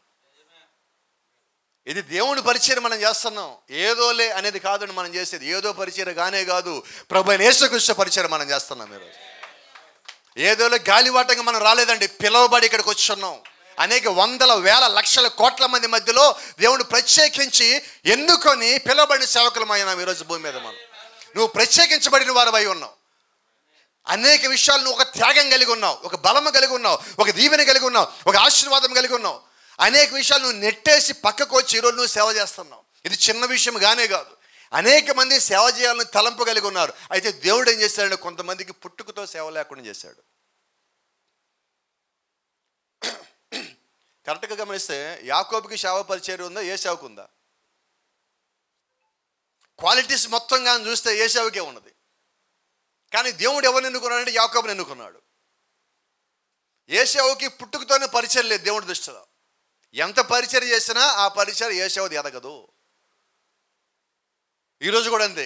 5 రకాల పరిచయంలో దేవుడు నిన్ను ఒకవేళ కాపరిగా పిలిస్తే నువ్వు కాపరి పరిచయం చేయాలా, వేరే పరిచయం చేస్తే అది ఎదగదు. దేవుడు ఏం పిలిచాడో ముందు నాకు తెలియాలి, ఆ తర్వాత నేను పరిచయం చేయాలి. ఒక వ్యక్తి వచ్చాడు, నేను ఇల్లు కడతానన్నాడు. ఇల్లు కడతా, సరే, ఇల్లు కట్టే దాంట్లో నీ పని ఏమై ఉన్నది? లేదా నేను ఇల్లు కడతా, ఏ పనైనా చేస్తా. 5 రకాల పరిచయం అలాగ ఉండదు. నువ్వు ఏ పని చేస్తావో నీకు స్పష్టత ఉండాలి. నువ్వు దాని ప్రకారం ముందుకు పోవలసి ఉన్నావు. అది కాక నువ్వు వేరేది చేసినా నువ్వు ప్రారంభిస్తావు కానీ ముగింపు సరిగా ఉండదు, ముగింపు ఫెయిల్ అవుతుంది. ఒక చిన్న ఉదాహరణ చెప్తా. ఒక సువార్థికుడు సంఘాన్ని కడితే ఆ సంఘం నిలబడదు. ఆ సంఘం చీలిపోతూ ఉంటుంది, సంఘం వెళ్ళిపోతూ ఉంటుంది, ముక్కలైపోతూ ఉంటుంది. కడతా ఉంటాడు, వెళ్ళిపోతూ ఉంటుంది. ఏంటో పాస్టర్ గారు సంఘాన్ని కడుతున్నాగా నిలబెట్టలేదు. అయితే నీ పరిచర్య సువార్థికుని పరిచర్య. ఎందుకంటే నీ బోధ కట్టదు, నీ బోధ విరగొడుతుంది. సువార్థికుడికి ఏంటంటే ఆత్మల భారం ఉండదండి. నేను బోధించానా, వెళ్ళిపోయాను, అంతవరకే నా బాధ్యత. మరి అలాంటి వాడు సేవ పరిచయం ఎలా చేయగలడు? కాపరి అంటే ఏంటి? కుంటి గొర్రె వెనకాల తీసుకుపోవాలా, గుడ్డి గొర్రె వెనకాల తీసుకుపోవాలా, మోగ్గొర్రె వెనకాల తీసుకుపోవాలా, పరిగెత్తే గొర్రె వెనకాల పడాలా, అన్నిటినీ ఒకేలాగా ప్రేమించాలి. అది కాపరి మనసు. మరి సువార్థికుడు అంటాడు, పోతే పోని నాకు సంబంధం లేదు, వెళ్తే వెళ్ళి నాకు సంబంధం లేదు. ఏం పరిచయం అనేది? నువ్వు కాపరికి ఎప్పటికీ కాలేవంటున్నా. కాబట్టి మొట్టమొదటిగా ఏం చేయాలంటే, నన్ను దేవుడికి అని పిలిస్తే నా పిలుపు ఏంటో నేను వాక్యానుసారంగా తెలుసుకోవాలి, నా భారం ఏంటో నేను తెలుసుకోవాలి. అప్పుడు దేవుడి చిత్తమో తెలుసుకోవాలి. దీనికి మనకి పరిశుద్ధాత్మ కావాలి. Praise the Lord. వచ్చిన మాట మాట్లాడుకుందాం. ఇక్కడ 2 సంఘాలు ఉన్నాయి. ఈ 2 సంఘాల్లో మనం చూసి ఇది ఏది దేవుని చిత్తానుసారమైన సంఘం అంటే అమ్మట చెప్పేస్తాం. అవును కదా? ఎట్లా చెప్పారు చెప్పండి నా చాలు. ఏది దేవుని చిత్తారమైన సంఘము ఎట్లాగా చెప్పేశారో చెప్పండి నా చాలు. ఒక్క మాటలో. దేవుడు అంగీకరించాడు, అంగీకరించలా. రైట్. ఇప్పుడు మన పరిచయం ఎరుకొద్దాం. మన సంగతి ఏంటి మరి? ఈ రెండిట్లో మన చర్చ ఏదంటే అందరి మీద చెప్పుకుంటాం మనం ఇప్పుడు 100%, no doubt, without any doubt, without any hesitation. అయితే ఇక్కడ ఏమున్నది, ఇక్కడ ఏముండదు అంటే తేడా ఏంటంటే ఇద్దరు ఒకేలాగా కట్టారు. చూడండి, ఇద్దరు సేమ్ టు సేమ్ డిటో. వాళ్ళ డ్రెస్సింగ్ ఒకేలాగా ఉంది, కట్టం ఒకేలాగా ఉంది, తీసుకొచ్చే రాళ్ళు ఒకేలాగా ఉన్నాయి, పైన పెట్టిన పేచీ అన్నీ ఒకేలాగా ఉన్నాయి. అయితే గమనిస్తే వాళ్ళు బలి అర్పణ ఇచ్చేటప్పుడు దాంట్లో తేడా ఉన్నది. ఈరోజు వాక్యాన్ని మనం ఏం తీసుకొని ఇస్తున్నాము, దాంట్లోనే మనం ఏం బోధిస్తున్నామో కూడా ఉన్నది. బైబిల్ మొత్తాన్ని కూడా నేను నమ్మే మాట ఒకటి, బైబిల్ని మనం మొక్కలు చేయొద్దు. ఆది కాండం నుంచి ప్రకటన కాండం దాకా ఉన్నది మొత్తం మనం తీసుకుంటేనే అది పరిపూర్ణమైన దేవుడు యొక్క వాక్యం అవుతుంది. అయితే ఈరోజు మనం చాలా వరకు ఏం చేస్తున్నామంటే కొన్ని పుస్తకాలు వదిలేసాం, కొన్ని పుస్తకాల జోలికి మనం పోము. బైబిల్లో కొన్నే మనం బోధిస్తాం. కోపడు మాకని చెప్తాను. అందుకని నేను ఆశీర్వాదాలు ఏ ఉంటాయో అవి ఒక్కటే మనం ఎక్కువ బోధిస్తాం చర్చిలో. నిజమేనా కదా సార్? ఎందుకంటే అలా బోధించకపోతే వాళ్ళు రారు కదా. జ్ఞాపకం పెట్టుకోండి, వాళ్ళు మనం బోధించే దానికి రావట్లేదండి, దేవుడు ఆకర్షించిన దానికి వస్తున్నారు. ఈరోజు అదే నేను మాట్లాడుతున్నా. ఎన్ని చోట్ల మేము పరిచర్యకి వెళ్ళడానికి కారణం ఏంటంటే నేను బోధించింది ఎప్పుడు కాదు, దేవుడు యొక్క వాక్యాన్ని వాళ్ళు చూసి ఆకర్షించబడ్డారు. సేవకుడైనా కూడా, విశ్వాసైనా కూడా. నేను ఎప్పుడు సంఘంలో ఒక మాట చెప్తా, భయపడేవాడు ఉంటే ముందు మీరు చర్చిలోంచి వెళ్ళిపోయాక మేము ప్రసంగం చేసుకుంటామని చెప్తాం. ఎందుకంటే దేవుడి విశ్వాసికి భయం అన్నది లేదండి, విశ్వాసానికి భయానికి సంబంధం లేదు. విశ్వాసం మధ్యలో ఒక భయం కలిగినోడు ఉంటే చూడండి, ఎప్పుడు మీరు గమనించలేదో, ఒక నీళ్ళలో పడిపోయాడు, వాడికి ఈత రాదు, వాడిని కాపాడదామని పోయావు అనుకోండి, వాడు చచ్చిపోతాడన్న భయంతో ఈయన కూడా ముంచేస్తాడు. మీకు తెలుసో తెలియదో, ఎవడ నీళ్ళలో మునిగిపోతే వాడు చేయి పట్టుకుని లాగకూడదు, మీరు జుట్టు పట్టుకుని లాగాల. ఎందుకంటే చేయి పట్టుకుని వాడు కూడా మిమ్మల్ని పట్టుకుంటారు, మీరు ఈత కొట్టినట్టు మిమ్మల్ని. అలాగే సంఘంలో భయపడేవాడు ఉంటే నిజమైన విశ్వాసం కూడా భయపడేవాడిగా చేస్తాడు. గమనించిన వాళ్ళు మేడగదిలోకి వెళ్ళినప్పుడు 120 మంది భయపడేవాళ్ళు పైకి వెళ్ళారండి. అయితే దేవుడికి భయపడేవాళ్ళు వద్దు. బైబిల్ చెప్తా ఉంది పరలోక రాజ్యంలోకి పిరికివారు రారని. నిజమేనమాట? ప్రకటన గ్రంథంలో ఉంది కదా. కోపం రాదు కదా ఇప్పుడు. మరి ఇప్పుడు సేవకుడు ఎలాగ ఉండాలి? నిజమేనా? ఎక్కడ గట్టిగా రావట్లేదు. కొంచెం నా కోసం చెప్పండి సార్. ఈ రోజుకి ధైర్యంగా చెప్పండి, పర్వాలేదు. బైబిల్ అంటుంది మీకు దేవుడు పిరికితనం గల ఆత్మ ఇవ్వలేదు కానీ ధైర్యం గల ఆత్మనే మీకు ఇచ్చానంటున్నాడు. ఇది ఎవరికంటే మరీ ముఖ్యంగా దేవుడు సేవకుడికి ఇచ్చాడు. ఈరోజు ఈ సంగతి బోధిస్తే సంఘంలో ఏమనుకుంటారో, ఆ సంగతి బోధిస్తే సంఘంలో ఏమనుకుంటారో అని మనం భయపడాల్సిన పని లేదండి. ఉన్నది ఉన్నట్టుగా మనం బోధించేస్తే పైకి వెళ్ళాక లెక్క చెప్పే బాధ్యత మనకు లేదు. ఎంత శుభ్రంగా ఉంటుంది తెలిసి పైకి వెళ్తే. ఒక్క మాట కోసం ఎంత పరిచయం చేస్తున్నాం. 2,40,000 ఇంచుమించుగా జీతం. 2008వ సంవత్సరం దేవుడు పిలిచాడని చెప్పి మొత్తం వదిలిపెట్టి ఇక్కడికి వచ్చి ఉన్నాం. ఇక్కడికి వచ్చి సంపాదించాలనుకుంటే నేను అక్కడే ఉండొచ్చు. కాబట్టి సేవ అనేది సేవే, సంపాదన కాదు. అయితే మన దేవుడు పరిచర్య చేస్తున్నప్పుడు మనకు పరిచర్యకి అవసరమైనవన్నీ దేవుడు ఇవ్వాలి.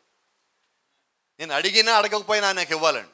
ఎందుకంటే ఆయన పరిచర్య సక్రమంగా చేసి సంతృప్తికరంగా ఇంట్లోకి వచ్చి అడుగు పెట్టానా నాకు కావాల్సిన ఇంటికి రావాల్సిందే. ఆదివారం మనం బోధించిన తర్వాత, బుధవారం బోధించాక, శుక్రవారం బోధించాక, ఆల్నైట్ బోధించాక, ఉపాస పాదలు బోధించాక, కృతజ్ఞత కొడుకులు బోధించాక, గృహ కొడుకులు మనం బోధించాక, బలిపీఠం దిగిన తర్వాత మనకు లోపల ఒక సంతోషం ఉండాలి. ఈరోజు దేవుడు నన్ను వాడుకున్నాడు. ఎప్పుడైతే ఆ సంతోషం ఉండదో దానికి తగిన ప్రతిఫలం ఇంటి దగ్గర నీకు ఎదురు చూస్తూ ఉంటుంది. మన టాంజానియా దేశం వెళ్ళి ఉన్నాం. దాదాపుగా 21 రోజులు అక్కడికి వెళ్ళి రకరకాల ప్రాంతాల్లో దుమ్ము, బయటికి అడుగు పెడితే దుమ్ము, బ్రౌన్ కలర్ షూస్, అలాగే 4 అడుగులు వెళ్తే మొత్తం తెల్లగా అయిపోయి వచ్చాయి. తినడానికి ఆ ఫుడ్ సరిపోయేది కాదు. నాటుకోడి నిప్పుల మీద కాల్చి ఇచ్చేవాళ్ళు. నాకు బంగాళదుంపలు అలవాట్లేదు, రోజు అక్కడ బంగాళదుంపలు మాత్రం పెట్టేవాళ్ళు. నాకు వాటర్ బాటిల్ బయట పెట్టి ఇలా తీసుకుంటే ఫ్రిడ్జ్లో పెట్టినట్టుగా ఉండేది. డ్రై అయిపోయేది లోపలంతా. ఇక్కడ ఇట్లా ఉమ్ముతా లోపల నుంచి కళ్ళిపడేది, నల్లగా కళ్ళిపడేది దుమ్మంతా. మొదట 5 రోజులకి అనుకున్నాను ఇక నా జీవితం అయిపోయింది, నేను తిరిగి వెళ్ళటం కష్టం, ఇక్కడే డెడ్ అనే పొజిషను. నిద్ర లేదు, కళ్ళన్నీ ఎర్రగా అయిపోయినాయి, మంటలు దుమ్ముతో, గాలి పిలిచి డస్ట్ లోపలికి వెళ్ళిపోయేది. ఇక అయిపోయింది అనుకున్నాం.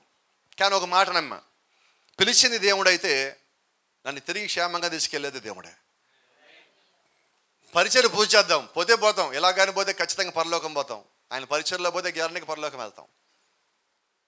అదే నమ్మకంతో పరిచయం చేస్తాం. మిగతా రోజులు క్రమక్రమంగా మొత్తం పోయినది, అంతా బాగానే ఉన్నది. తిరిగి వచ్చేటప్పటికి నా దగ్గర చాలా తక్కువ, మన కరెన్సీలో ఒక 2,000 రూపాయలు 3,000 రూపాయలు నాకు ఇచ్చుంటారు అంతా కలిపి ఇన్ని నెలల 20 రోజుల మీటింగ్లో.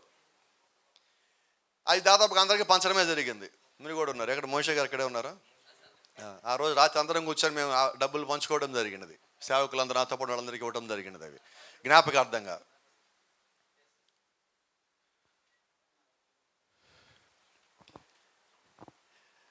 ఇంటికి వచ్చిన తర్వాత జరిగిన సంగతి ఏంటంటే, నేను శనివారం దాదాపుగా ఇంటికి వచ్చా. అక్కడి నుంచి మొన్న 2 days బ్యాక్ ఇంటికి వచ్చేటప్పుడు వైజాగ్ దిగి అక్కడే వాళ్ళ మీటింగ్లకి వెళ్ళి ఒరిస్సాకి వెళ్ళి మళ్ళీ వెనక్కి తిరిగి రసన వస్తూ ఉంటే వైజాగ్ నుంచి బయలుదేరగానే ఒక ఫోన్ వచ్చింది నాకు, ఒక ప్రాంతం నుంచి. ఏంటని చెక్ చేస్తే ఆ ఫోన్ కాలు మా అమ్మ దగ్గర నుంచి వచ్చింది. మా అమ్మ నేను కలిసి చూసి అప్పటికి 20 సంవత్సరాల 7 నెలలు అయింది. నేను ఎదురుగా పోయినా కూడా మమ్మల్ని గుర్తుపట్టలేదు. క్రిస్టియన్గా మారానని చెప్పి నన్ను విడిచిపెట్టిపోయినది. నీకు నాకు సంబంధం లేదు, పో, నువ్వు చచ్చిపోయిపో అని. ఆశ్చర్యం ఏంటంటే ఆమంతటా ఆమె ఫోన్ చేసి పిలిపించి నువ్వు రా, నన్ను తీసుకెళ్ళని. మరి ఇప్పుడు అక్కడ చేసిన పరిచర్యకి ఇక్కడ నాకు ప్రతిఫలం వచ్చింది కదా అంటున్నా. అంటే నాకు ఏం కావాలి ఇదే అంటున్నాను. దేవుడు కోరికలు తీర్చడండి, నీ అవసరం తీరుస్తాడు అంటున్నా. మనకి ఏం కావాలో 20 ఏళ్ళ నుంచి ప్రయాసపడుతున్నాం. 2 నెలల క్రితమే సంఘంలో అనౌన్స్ చేయడం అయింది, ఇలా నాకు వస్తుంది అనిపిస్తుంది, మా మదర్ గురించి ప్రార్థన చేయండి అని చెప్పి ఒక ప్రాఫెసీ లాగా అయిపోయిన తర్వాత మాట్లాడటం జరిగింది. నేను అందరూ సంఘం అంతా చూడటం జరిగింది. నా ఆదివారం పూట అమ్మ మా ఇంటికి వచ్చినది. దేవుడి కృప కాదా అంటున్నా. అంటే మాకు ఏం కావాలో నువ్వు యథార్థంగా పోయి పరిచయం చేస్తున్నప్పుడు నీకు తిరిగి వచ్చేసరికి దేవుడు అనేది సమకూరుస్తాడు. అయితే పోయి మనం ఏం చేయాలంటే వాక్యాన్ని మాత్రమే విత్తాలి.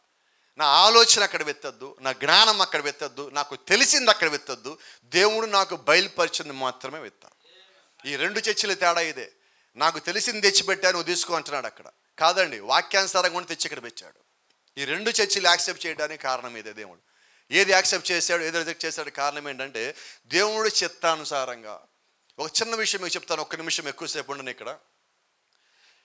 హేబెలుకి గొర్రెని బలిగా అర్పించమని ఎవరు చెప్పారు?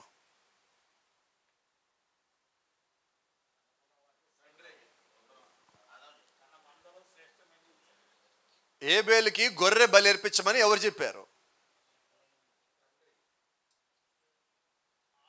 సీమోను బరియను, నువ్వు ధన్యుడు, రక్త మాంసం నీకు ఈ సంగతి బయలుపరచలేదు, కానీ పరలోకమందు నా తండ్రి నీకు ఈ సంగతి బయలుపరచును.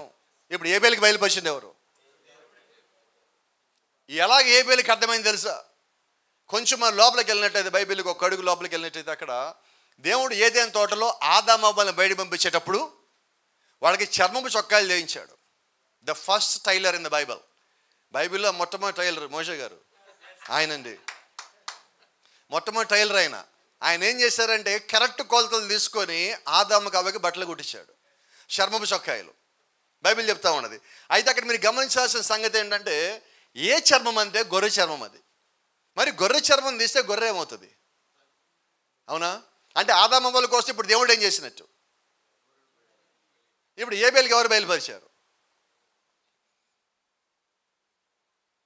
అబ్రహాము బలర్పించినప్పుడు కుమారుని విషయంలో దేవుడు అక్కడ గొర్రెని ఏర్పాటు చేశాడు.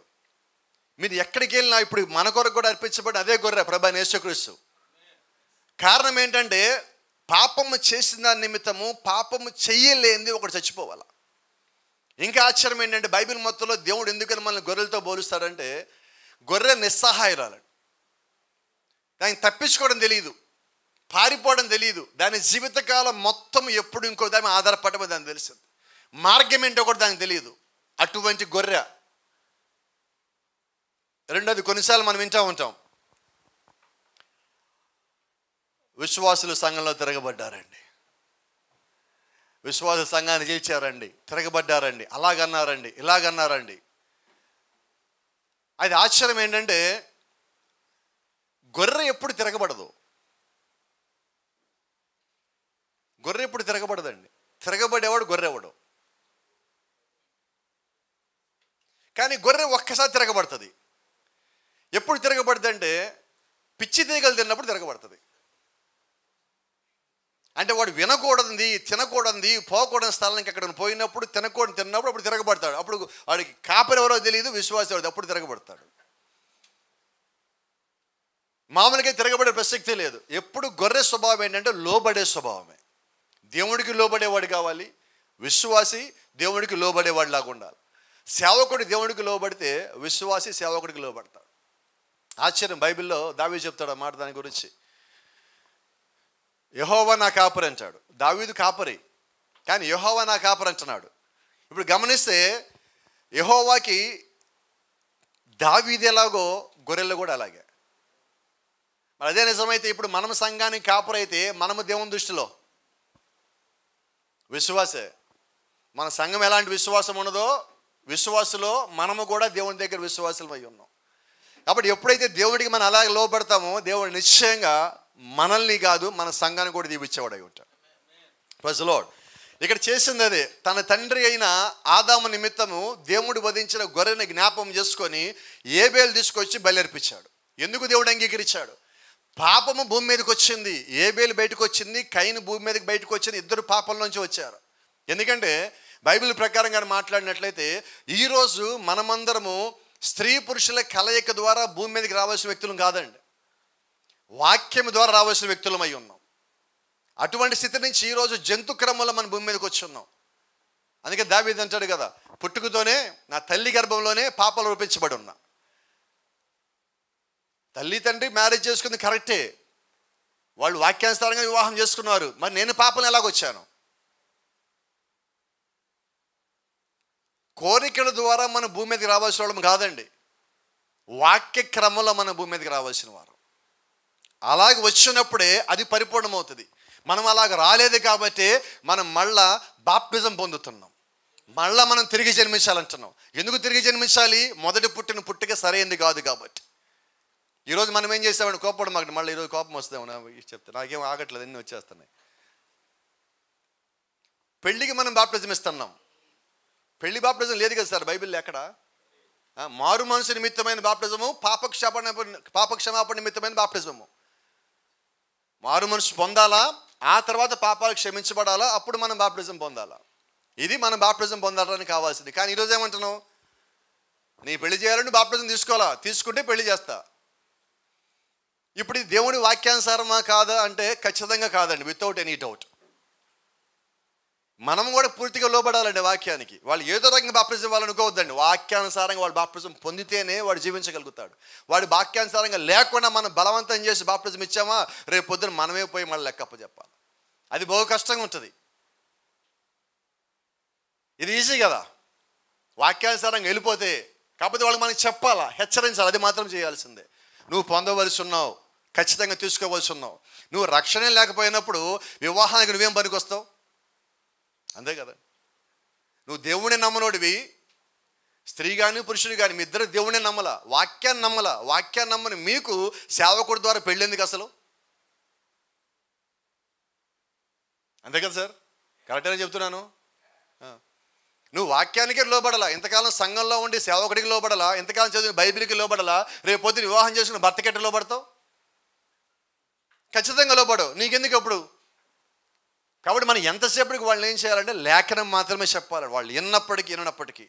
బైబిల్ చెప్తే పాత నిబంధనలో ఒక మాట ఉన్నది, వారు వినను వినకపోయినను వారి మధ్యలో ఒక ప్రవక్త ఉన్నాడని వారికి తెలియచేయండి. వాళ్ళు విన్నా వినకపోయినా మనం చెప్పాల్సిన బాధ్యత కలిగి ఉన్నాం. లేఖనమును వారికి చూపించాల్సిన బాధ్యత మనం కలిగి ఉన్నాం. Praise the Lord. కొంచెం ముందుకు వెళ్తా ఉన్నా అంటే ఎటువంటి చర్చిని మనం కడుతున్నాం అన్న దానికి చెప్తా ఉన్నా. చిన్నది ఇక్కడ చూద్దాం. What we need and old upper room experience. ఈ రాత్రి ఈ ఉదయం మనకు కావాల్సిన ప్రతి ఒక్క సేవకుడికి కావాల్సింది ఒక్కటేనండి. సేవకుడైనా విశ్వాసైనా ఎవరైనా దేవుని దృష్టిలో అందరూ ఒక్కటే కాబట్టి ప్రతి విశ్వాసికి కావాల్సిన సంగతి ఒక్కటి ఉన్నది, మేడగది అనుభవం. మేడగది అనుభవం. నువ్వు సేవకు వచ్చావా, మేడగది అనుభవం ఉన్నది. నువ్వు బాప్టిజం పొందాలా, మేడగది అనుభవం ఉన్నదా. నీకు జీవితంలో ఏమైనా చేయాలంటే ఫస్ట్ నీకు కావాల్సింది మేడగది అనుభవం. ఈరోజు చాలామంది ఏం చేస్తారంటే ఆ పేర్లు తీసుకుంటున్నారు. మంచి మంచి పేర్లు మనం సెలెక్ట్ చేసుకుంటాం. చర్చికి మంచి పేరు సెలెక్ట్ చేసుకుంటాం. అలాగే చర్చిలో ఒక చిన్న విషయం చెప్పండి, త్వరగా అర్థం అవుతుంది ఇలా చెప్తే. ఒక అమ్మాయి ఒక అబ్బాయి పుట్టినప్పుడు సంఘంలో విశ్వాసం వస్తారు, పాస్టర్ గారు మంచి పేరు పెట్టండి మా అబ్బాయికి, మంచి పేరు పెట్టండి మా అమ్మాయికి అంటారు. సరే ఎవరో పేరు చెప్తే ఏమనుకుంటా, నా పేరు చెప్తున్నా.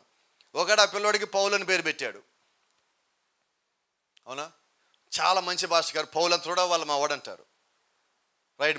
ఒక 4 ఏళ్ళు 5 ఏళ్ళు వచ్చింది, వాడు ఇంట్లో ఏదో వస్తువు పగలగొట్టాడు, నాన్నకి ఇష్టమైన సెల్ ఫోన్ పగలగొట్టాడు. ఇప్పుడు ఆ పౌలు అనేవాడు నాన్న ఎలా పిలుస్తాడు చెప్పండి సార్? ఇక యేసుపాదం యేసుదాసు యేసునాథన్ పెడతారు. ఇప్పుడు చెప్పండి.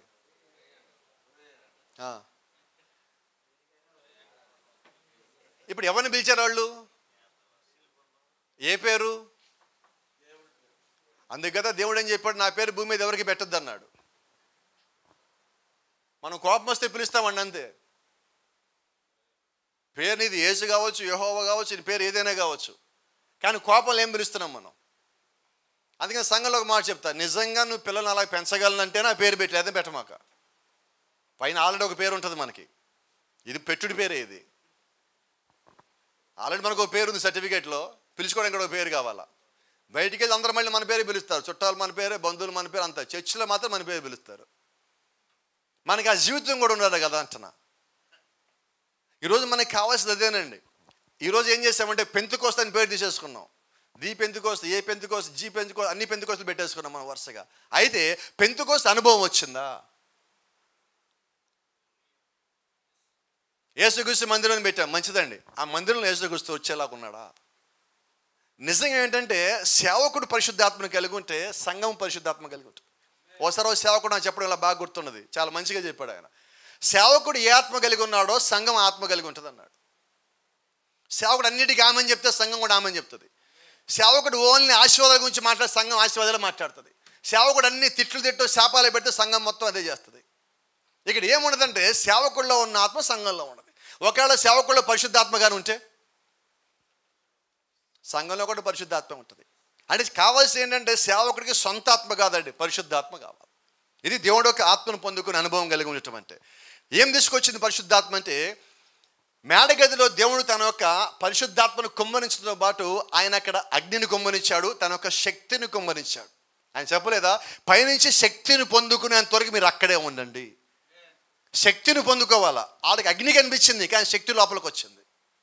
ఇప్పుడు ఇలా మాట్లాడదాం.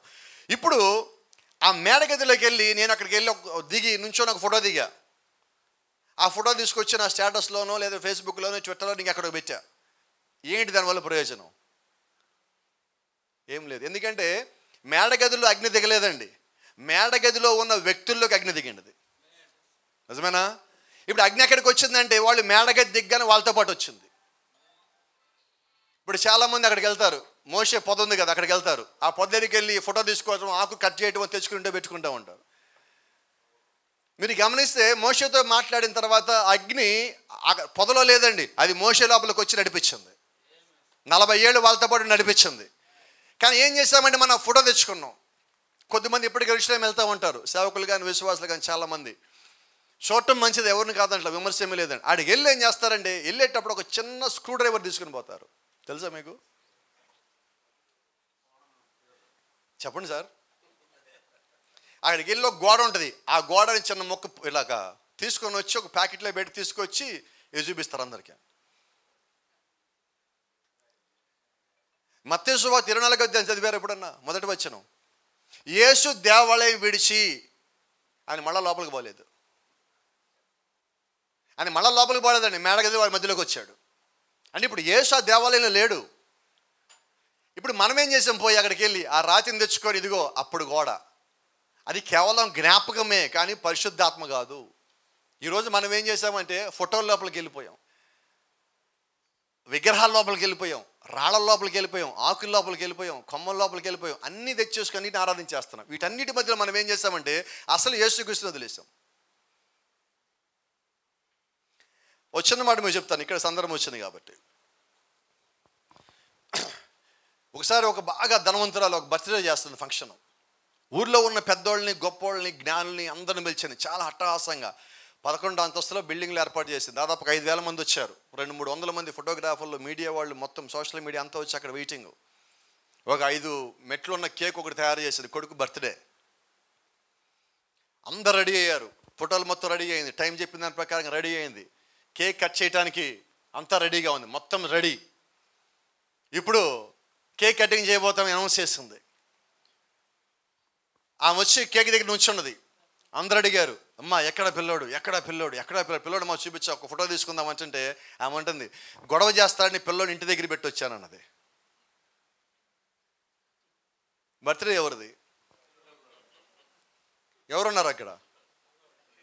ఈరోజు మీకు గమనించండి, క్రిస్మస్ రోజు ఎవరు ఉంటున్నారు?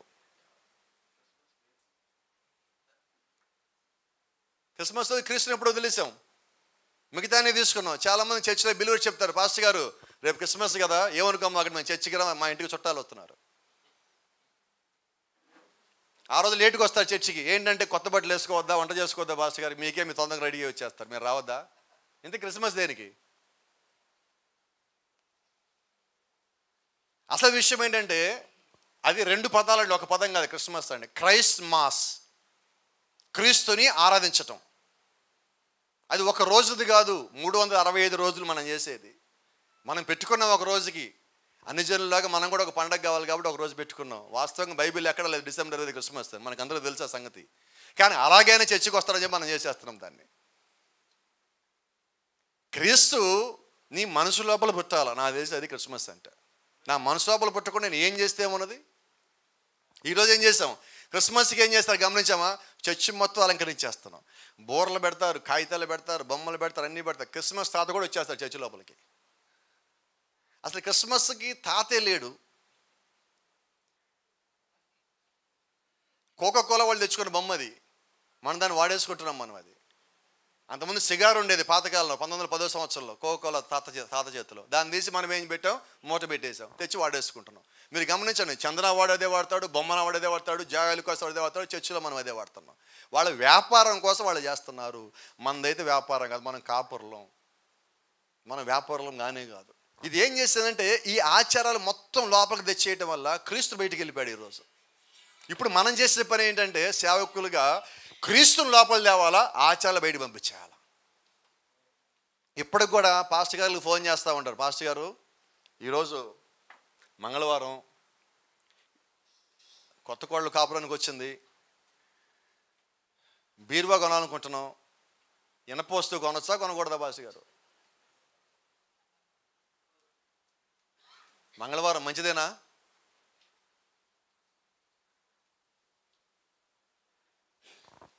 ఓ చిన్న సంగతి జ్ఞాపకం వచ్చింది నాకు, ఈ సంగతి చెప్తా ఉంటే. ఒకసారి ఒక మంచి సహోదరి, గొప్ప ప్రార్థనా పరురాలు, కొత్తగా ఇల్లు కట్టుకుంది. రేపు పొద్దున ఇల్లు ఓపెనింగ్, ముందు రోజు రాత్రి ఇంట్లో కూర్చున్నది. ఆ తలుపు దగ్గరే పక్కన కూర్చొని బైబిల్ పెట్టుకొని, మోకాళ్ళ మీద కూర్చొని, కుర్చీలో చేతులు పెట్టి బైబిల్ పెట్టుకొని, ప్రభువా ఎంతో ప్రయాస భారం ఇల్లు కట్టుకున్నా, ఖచ్చితంగా ఇంటి ఓపెనింగ్ నువ్వే రావాలి అని ఆమె ప్రార్థన చేస్తూ ఉంటే కొద్దిసేపటికి బయట ఎవరు తలుపు కొట్టారు. ఆమె తలుపు తీసింది, చూస్తే ఒక ఎర్రని వస్త్రం ధరించుకొని పొడవైన చుట్టు కలిగి ఉండి మంచి వెలుగున్న వ్యక్తి ఒక అక్కడ నిలబడి ఉన్నాడు. ఆమె చూసి, అయ్యా నేను పొరపడబడిపోతే నువ్వు యేసుక్రీస్తు కదా అన్నాడు. అవునమ్మా నువ్వు అన్నట్టే అన్నాడు. సరే రాయి ఎర్ర పొద్దున్న చర్చ్ ఓపెనింగ్ ఇల్లు ఓపెనింగ్ అనుకున్నా, ఈరోజు వచ్చాక ఈరోజు ఓపెనింగ్ కానీ వచ్చేసి లోపలికి అన్నది. సరే ఆయన లోపలికి వస్తున్నాడు, వస్తున్నామన్నది. అయ్యా ఏమనుకోమాక కుడికా లోపల పెట్టిరా అన్నది.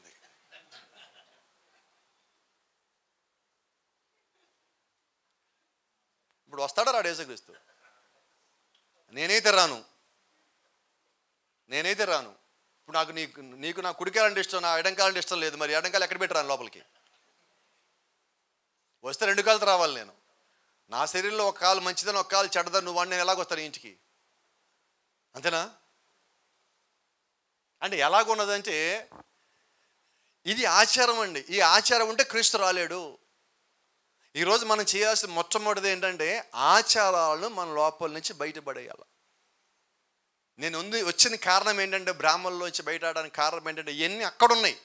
సమస్య ఏంటంటే ఇక్కడికి వచ్చాక ఇక్కడ కూడా అయ్యే ఉన్నాయి. ఇక్కడ మిక్సింగ్ చేశారు, క్రైస్తవాన్ని కలిపారు. ఆదివారం ఏమో క్రైస్తవులం, ఆదివారం నుంచి మళ్ళా ఆదివారం దాకా మొత్తం లోకస్తులు, 2 మిక్సింగ్ ఉంటాయి మనకి. ఈ కలగాపులగం చేయటం వల్ల ఏంటి, ఎవడు క్రైస్తవుడో తెలియటల్లా. నామకార్థ క్రైస్తవులుగా ఈరోజు మనము లేము, నిజమైన క్రైస్తవులు మనమై ఉన్నాం. క్రైస్తవుడు అనే పేరు పెట్టుకోవాలంటే బైబిల్లో ఉంది. అంతియోకు అన్న ఒక గ్రామానికి ఊరికి అపోస్తలుని పౌలు వెళ్ళాక కొన్ని సంవత్సరాలు వాళ్ళని చూసిన తర్వాత యేసుక్రీస్తు ఏం చెప్పాడో అలాగే వాళ్ళు జీవిస్తున్నారు కాబట్టి వాళ్ళని చూసి క్రైస్తవులు అన్నాడు. The first word mention Christians in the Bible. మొట్టమొదటిసారిగా బైబిల్లో క్రైస్తవులు అని చెప్పబడింది అక్కడ. మరి ఈరోజు మనల్ని కానీ మనం చూసుకుంటే ఖచ్చితంగా మనల్ని క్రైస్తవులు కనబడమండి. అవునా కదా? నిజంగా బాధే కదా ఇది. ఇప్పుడు ఒక మాట ధైర్యంగా చెప్తాను నేను, మా ఇంట్లో టీవీ కూడా లేదు. ఎందుకు టీవీ లేదంటారా? మీరు చెప్పేది ఏంటి, ఇప్పుడు టీవీ లేదంటారా?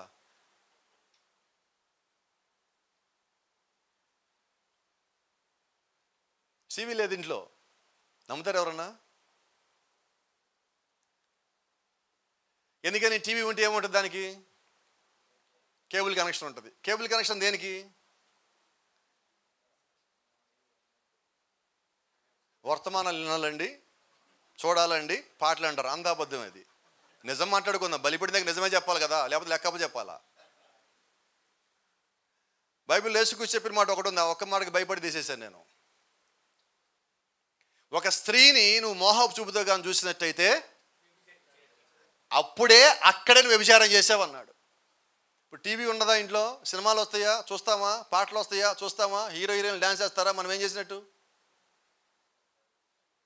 భార్య పతి ఇద్దరు కూర్చుంటారు, టీవీ చూస్తామంటారు. భార్య ఎవరిని చూస్తుంది? ఆమె హీరోయిన్ చూడదు, ఆమె హీరోనే చూస్తుంది. భర్త ఎవరిని చూస్తాడు?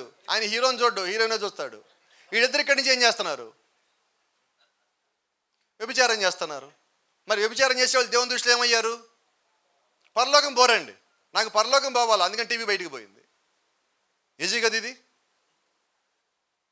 అంటే దేవుని యొక్క వాక్య ప్రకారంగా ఇక్కడ మనం ఏం చెప్తున్నామో ఇంటికి వెళ్ళా కూడా అలాగే జీవించాలంట నేను. నా పరిస్థితి అది.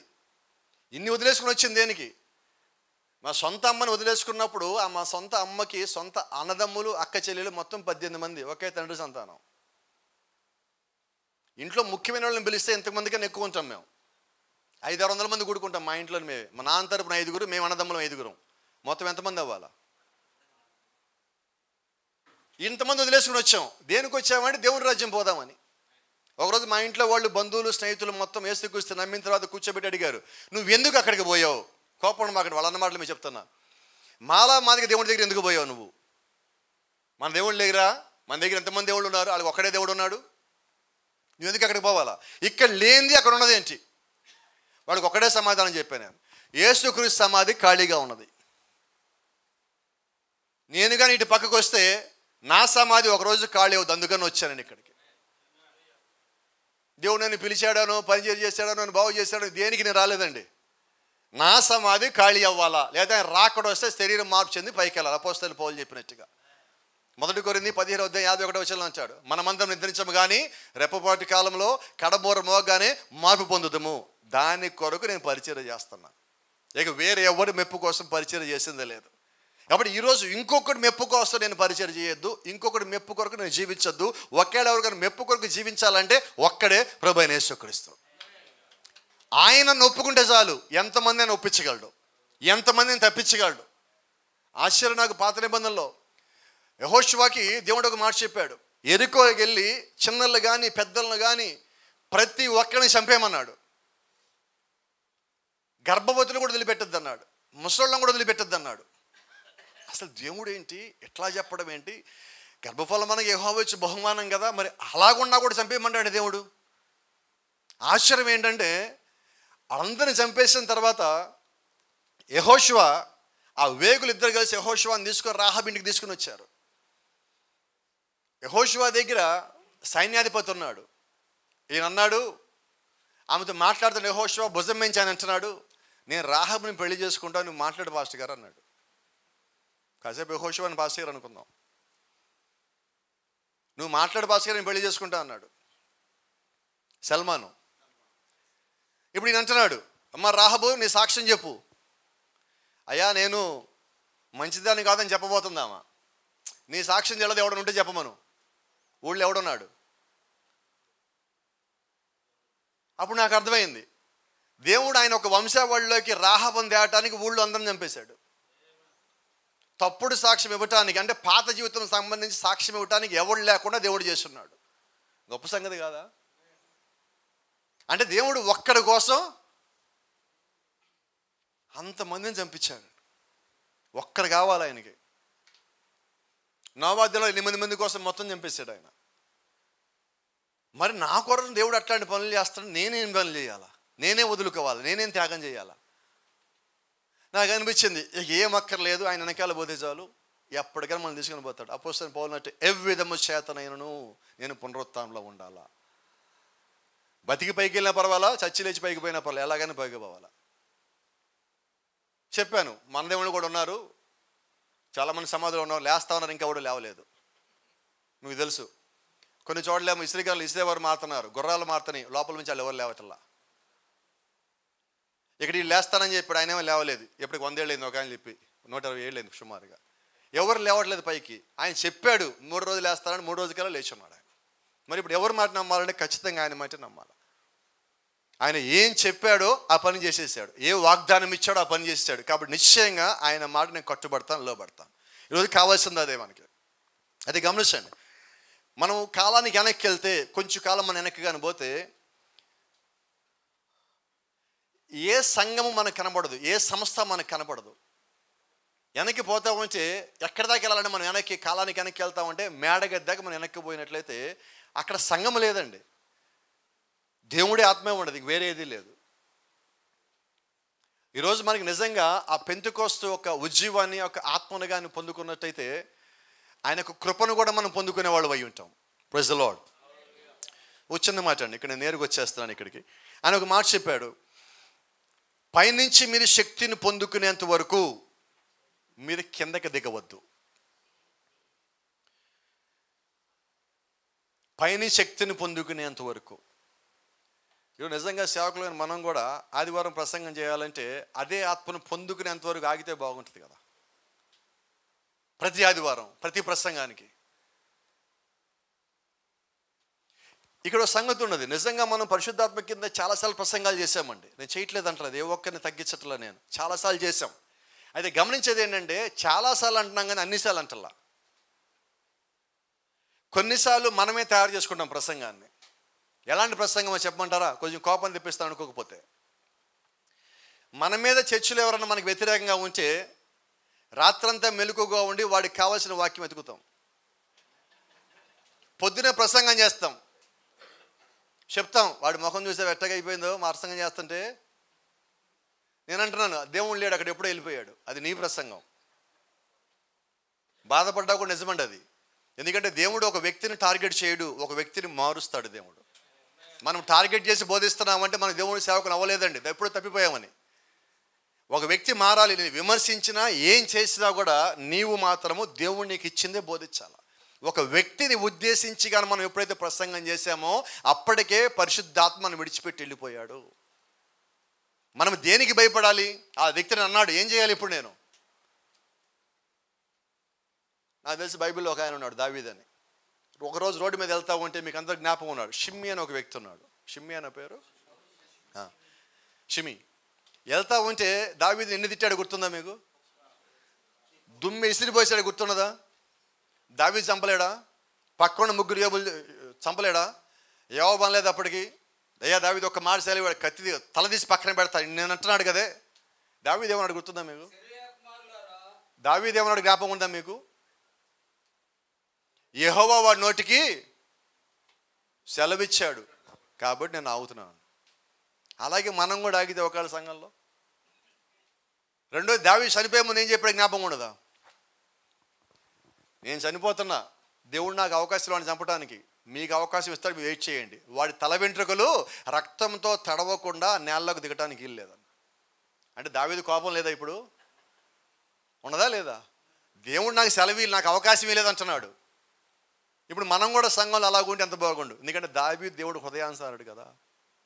మరి మనం కూడా దేవుడు హృదయానుసారం అయితే నిశ్చయంగా దేవుడు నీకు అవకాశం ఇస్తాడు. మనం అందరూ తిట్టక్కర్లేదండి, కొంతమంది ప్రేమతో కూడా వాళ్ళు తప్పొప్పేలాగా చేయొచ్చు. ఇదే కదా మనం చేయాలి.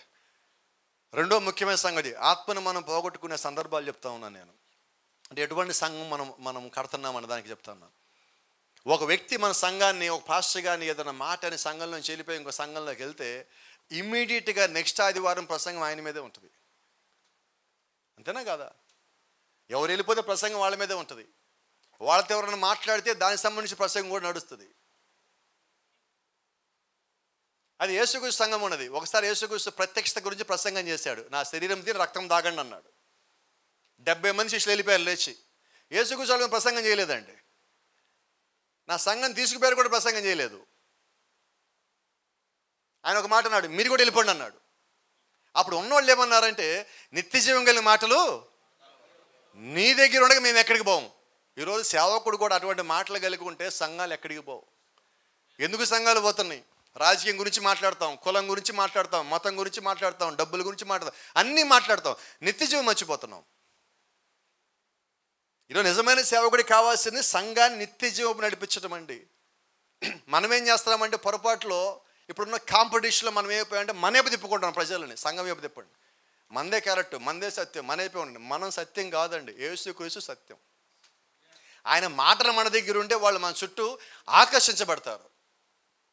ఎలా అయిపోయామంటే పోటీలో, ఇప్పుడు గుంటూరులో చాలా ఉన్నాయి సంఘాలు, నాకు తెలిసి రిజిస్టర్డ్ అన్రిజిస్టర్డ్ కలిపి 4000 పైన ఉన్నాయి ఒక గుంటూరులో. మరి ఇంతమంది సంఘాల మధ్యలో సంఘం కట్టడం కష్టమే కాదు. అందుకని ఏం చేస్తున్నామంటే, చిన్న ఉదాహరణ చెప్పనండి. ఒక వ్యక్తి ఇంట్లో ఉదయం బయలుదేరాడు జాగింగ్ చేద్దామని, చేసుకుంటూ వెళ్తున్నాడు. కొద్ది దూరం వెళ్ళాక వెనక్కి తిరిగాడు. వెనక్కి తిరిగి వస్తున్నప్పుడు ఈయనకన్నా ముందు ఇంకో వ్యక్తి కనిపించాడు. కొంచెం ముందు వెళ్తున్నాడు. ఈయన ఏం చేశారంటే, నేను ఆయనకన్నా ముందు వెళ్ళాలని చెప్పి కొంచెం స్పీడ్ పెంచి ఆయన దాటి వెళ్ళిపోయాడు. అమ్మాయి ఆయన దాటేసా అన్నాడు. కొంచెం ముందుకు వెళ్ళాడు, ఇంకోటి కనిపించాడు, కొంచెం స్పీడ్ పెంచాడు, ఆయన కూడా దాటేశాడు. అలా దాటుకుంటూ వెళ్ళిపోయాడు. ఇక ముందే వెళ్ళాడు, అమ్మాయి అందరిని దాటేసా అనుకున్నాడు. లాస్ట్కు చూసుకుంటే ఈయన ఇల్లు కూడా దాటి వెళ్ళిపోయాడు. ఈరోజు చాలామంది సేవకులు చేస్తున్న పని అదే. ఆ సంఘం కన్నా బాగుండాలి, వాళ్ళు ఏం చేస్తే మనం అది చేయాలా, వీళ్ళు ఏం చేస్తే మనం అది చేయాలా. చూడండి, క్రిస్మస్ లాగా ఏం చేస్తాం, ముందు మనమే స్టార్ చేయొద్దు కానీ ముందు అన్ని చర్చలు తీరపోయాడు, అన్ని సందులు తెగిపోయాడు. ఎవడు పెద్దది పెడితే ఆడికన్నా పెద్దది మనం పెట్టాలా. యేసుక్రీస్తు పెద్ద స్టార్లో లేడండి, లోబడి హృదయంలో ఉన్నాడు. అంటే మనం ఏం చేసామంటే ఇతరులతో పోల్చుకుంటున్నామండి. దేవుడిని ఇతరులతో పోల్చుకునేలాగా పెట్టలేదు. నువ్వు కాపీ కొట్టే వ్యక్తివి కాదు, పరిశుద్ధాత్మ పొందుకునే వ్యక్తివి. నిన్ను ఇతరులు కాపీ చేయాలి కానీ నువ్వు ఎవరిని కాపీ చేయొద్దు. అన్ని మాదిరి దేవుడు మనం పెట్టాడు, మనల్ని ఒరిజినల్ చేసి పెట్టాడు. పరిశుద్ధాత్మ నీవు కలిగి ఉన్నప్పుడు నువ్వు ఎవరన్నా పోలి నడుచుకోవాలంటే ఒక్కడనే, ప్రభు అయిన యేసుక్రీస్తుని మాత్రమే. అప్పుడు నిన్ను అందరూ వెంబడించాలా, నీ వెనకాల అందరూ రావాలా. సత్యాన్ని ప్రతి ఒక్కడు వెంబడిస్తాడు, అయితే ఇమ్మీడియట్గా తోసేస్తాడు.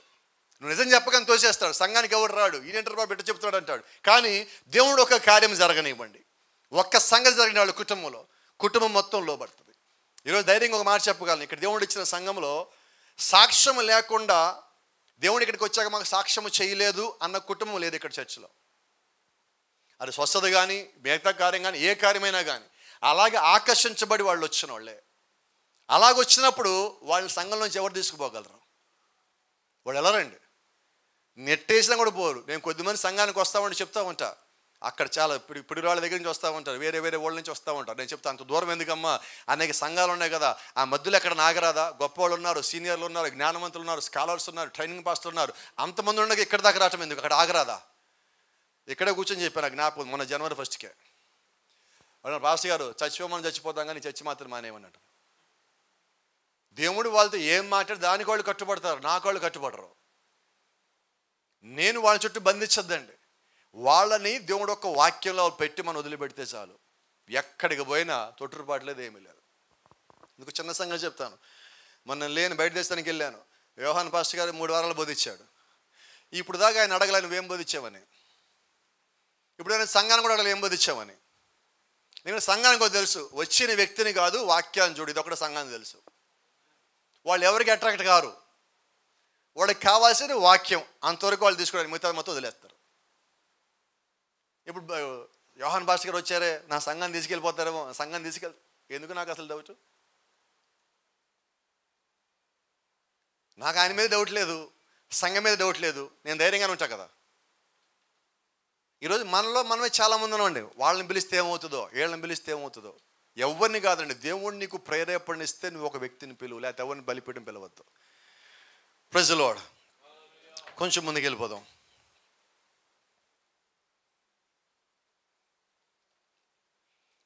ఇక్కడ చిన్న మాట, మత్తయి సువార్త 16వ అధ్యాయంలో 17వ వచనం దగ్గరికి వెళ్తున్నా, ఒక 10 నిమిషాలు ముగిస్తాం. అందుకు యేసు, సీమోను బర్యోనా నీవు ధన్యుడువు, పరలోకమందు నా తండ్రి సంగతి నీకు బయలుపరిచినా కానీ నరులు నీకు ఈ సంగతి బయలుపరచలేదు. పాత నిబంధనలో ఇందా మనం చూసాం, కయీను హేబేలు చర్చిలు కట్టారు. కొత్త నిబంధనలో దేవుడు చర్చి కడుతున్నాడు. ఇప్పుడు దేవుడు కట్టే చర్చి ఎలా ఉంటుందో మనం చూద్దామండి. 18వ వచనం, మరియు నీవు పేతురువు, ఈ బండ మీద నా సంఘము కట్టుదును, పాతాళ లోక ద్వారములు దాని ఎదుట నిలువనేరవని నేను నీతో చెప్పుచున్నాను. ఇప్పుడు సంఘం కడుతుంది దేవుడు, ఆ సంఘాన్ని దేవుడే కడుతున్నాడు. ఆ సంఘం ఎదుట పాతాళ లోక ద్వారం నిలబడమంటున్నాడు. పాతాళ లోక ద్వారములు నిలబడమంటానికి కారణం ఏంటంటే, యేసుక్రీస్తు ఆయన మరణించినప్పుడు, పాతి పెట్టబడినప్పుడు పైకి వెళ్ళలేదు. బైబిల్ చెప్తా ఉంది, ఆయన కిందకి దిగిపోయాడు. ఎక్కడ దిగి వెళ్ళాడంటే అపవాది దగ్గరికి పోయి వాడి దగ్గర తాళాలు తీసుకున్నాడు. ఆయన ఏం తాళాలు తీసుకున్నాడు? పాతాళ లోక ద్వారం యొక్క తాళములు ఇప్పుడు ఆయన దగ్గర ఉన్నాయి. ఇప్పుడు ఆయన కట్టే సంఘంలో కానీ నేను ఒక సభ్యుడిని అయినట్లయితే నా ఎదుట పాతాళం పనిచేయదు. ఇప్పుడు నేను దేనికి భయపడాలా? మీకు ఈ సంగతి తెలియాలంటే అపోస్తలుని పౌలు అంటాడు, 1 కొరింథీ 15 అంటాడు, మరణమా నీ ముల్లెక్కడ, సమాధి నీ విజయం ఎక్కడ? పౌలు గారికి సంగతి తెలుసు, యేసుక్రీస్తు కిందకి వెళ్ళాడని, పాతాళ లోక ద్వారం యొక్క తాళం చెవులు తీసుకున్నాడని, మరణం యొక్క తాళం చెవులు ఇప్పుడు యేసుక్రీస్తు స్వాధీనంలో ఉన్నాయని. ప్రకటన గ్రంథం 1:18 చెప్పినట్టుగా మరణం యొక్కయు పాతాళ లోకం యొక్కయు తాళం చెవులు నా స్వాధీనంలో ఉన్నాయి. ఇప్పుడు పౌలు గారు దేనికి భయపడాలా? ఆయనకి సంగతి తెలుసు, మరణానికి భయపడ్డు, సమాధికి భయపడ్డు. సమాధి తెరుచుంటూ ఆయన చూశాడు, యేసుక్రీస్తు పైకి వెళ్ళడం ఆయన చూస్తున్నాడు. ఇక ఇప్పుడు దేనికి భయపడాలి? ఇక దేనికి భయం లేదు. ఇప్పుడు నిజంగా ఒక సేవకుడు దేనికి భయపడాలా? రెండే మనం భయపడేది, మరణం మొట్టమొదటిది, రెండోది భయం. ఈ రెండింటికి మనం భయపడేది. ఇప్పుడు నిజమైన సేవకుడు పరిశుద్ధాత్మను కానీ కలిగి ఉంటే భయపడతాడా? ఒకసారి చెప్పండి సార్ నా కోసం. భయపడ్డి కదా. అపోస్తలుడైన పేతురు మరణానికి భయపడ్డాడు. కానీ దేవుడు ఒక ఆత్మను పొందుకున్న తర్వాత వాళ్ళు వచ్చి పేతురుని చంపుదామంటే ఏమన్నాడు? అయ్యా చంపుతురు కానీ ఎలా చంపుదాం అనుకుంటున్నారు చెప్పండి అన్నాడు. నీ కూడా సిలివేద్దాం అనుకుంటున్నావు. ఆయనంత గొప్పలోని కాదు కానీ తల కిందగా సిలివేయండి. పారిపోయాడా? పారిపోట్లా. సలహా ఇస్తాడు ఎలా చంపాలో. ఎక్కడి నుంచి వచ్చింది ధైర్యం? స్టీఫెన్ మీదకి పరిశుద్ధాత్మ వచ్చినప్పుడు రాళ్లతో కొడుతుంటే స్టీఫెన్ భయపడుతున్నాడా? మోషే పాత నిబంధనలు ఐగుప్తుకు తిరిగి వెళ్ళినప్పుడు అక్కడి నుంచి పారిపోయి వచ్చిందేమో మరణానికి భయపడి, తిరిగి వెళ్ళినప్పుడు మరణానికి భయపట్టాల. ఎందుకంటే దేవుడు తోడుగా ఉన్నాడు. ఎప్పుడైనా కూడా దేవుడు యొక్క ఆత్మ పొందుకున్న వ్యక్తి దేనికి భయపడడు. సంఘం ఉంటుందా, ఈ మాట అంటే పోతుందా అనే భయం కూడా మనకు అవసరం లేదండి. ఎందుకంటే నువ్వు వాక్యానుసారంగా బోధిస్తున్నప్పుడు నీ మాటలు కరుకుగానే ఉంటాయి. అన్నిటికీ దీవించేది మనం. కొన్నిసార్లు అంటూ ఉంటాం, సంఘం ఏదైనా జరిగిందనుకోండి, మనం చెప్పాలా, మనం వాళ్ళని సరిచేయం. ఏమంటాం తెలుసా? మన దగ్గర ఒక అద్భుతమైన మాట ఉంటుంది, దేవుడే చూసుకుంటాడులే. దేవుడు చూసుకోడు. దేవుడు నిన్ను పెట్టాడు చూడమని, నన్ను పెట్టాడు చూడమని. నేనే చేయాలి ఆ పని. ఇప్పుడు నేను చేయకుండా దేవుడు చూసుకుంటాడంటే నా పని నేను చేయనట్టు. ఖచ్చితంగా మనం దేవుడి మాటకి లోబడినట్లయితే సంఘంలో సమస్య వచ్చినప్పుడు మనమే వాక్యానుసారంగా దాన్ని బోధించవలసి ఉన్నాం, వాళ్ళకి చెప్పవలసి ఉన్నాం. అలా మనం చేసినప్పుడు నిశ్చయంగా దేవుని యొక్క రాజ్యానికి వెళ్ళేవాళ్ళం ఉంటాం. కొంచెం ముందుకు వెళ్తున్నాను ఇక్కడి నుంచి. నేను ఈరోజు దేవుడు ఒక చర్చిని కట్టాడు. ఆ దేవుడు కట్టిన చర్చిలో ఏమున్నాయో ఒకసారి మనం చూసి ముగించుకుందాం. ఇది ఇప్పుడు దేవుడు కట్టిన చర్చ్. ఇక్కడ కానీ మీరు గమనించినట్లయితే ఈ ఫోటోలో కొన్ని సంగతులు ఉన్నాయి. ఇక్కడ దేవుడి సంఘం ఉన్నది, ఇక్కడ 5 రకాలు చేసే పరిచారకులు ఉన్నారు. ఈరోజు చాలా సంఘాల్లో వస్తున్న సమస్య ఏంటంటే, ఒకడే పాస్టర్ గారు జీవితకాలం ఆయనే బోధించేస్తాడు చర్చలో, ఇంకెవరిని పిలవడు, నేను బలిపేట ఇవ్వనంటాడు. అయితే అపోస్తలుడైన పౌలు అంటున్నాడు, ఎఫెసీ రాసిన పత్రికలో మాట్లాడుతున్నాడు, దేవుడు కొందరిని అపోస్తలు గాను, కొందరిని ప్రవక్తలు గాను, కొందరిని ఉపదేశకులు గాను, కాపలు గాను, సువార్తికులు గాను పెట్టాడు. కొందరిని ఎందుకొరకు పెట్టాడు ఆయన?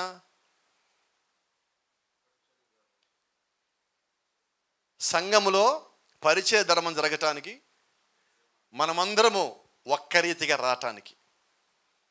ఇప్పుడు 5 రకాల పరిచయాలు సంఘంలో జరగకపోతే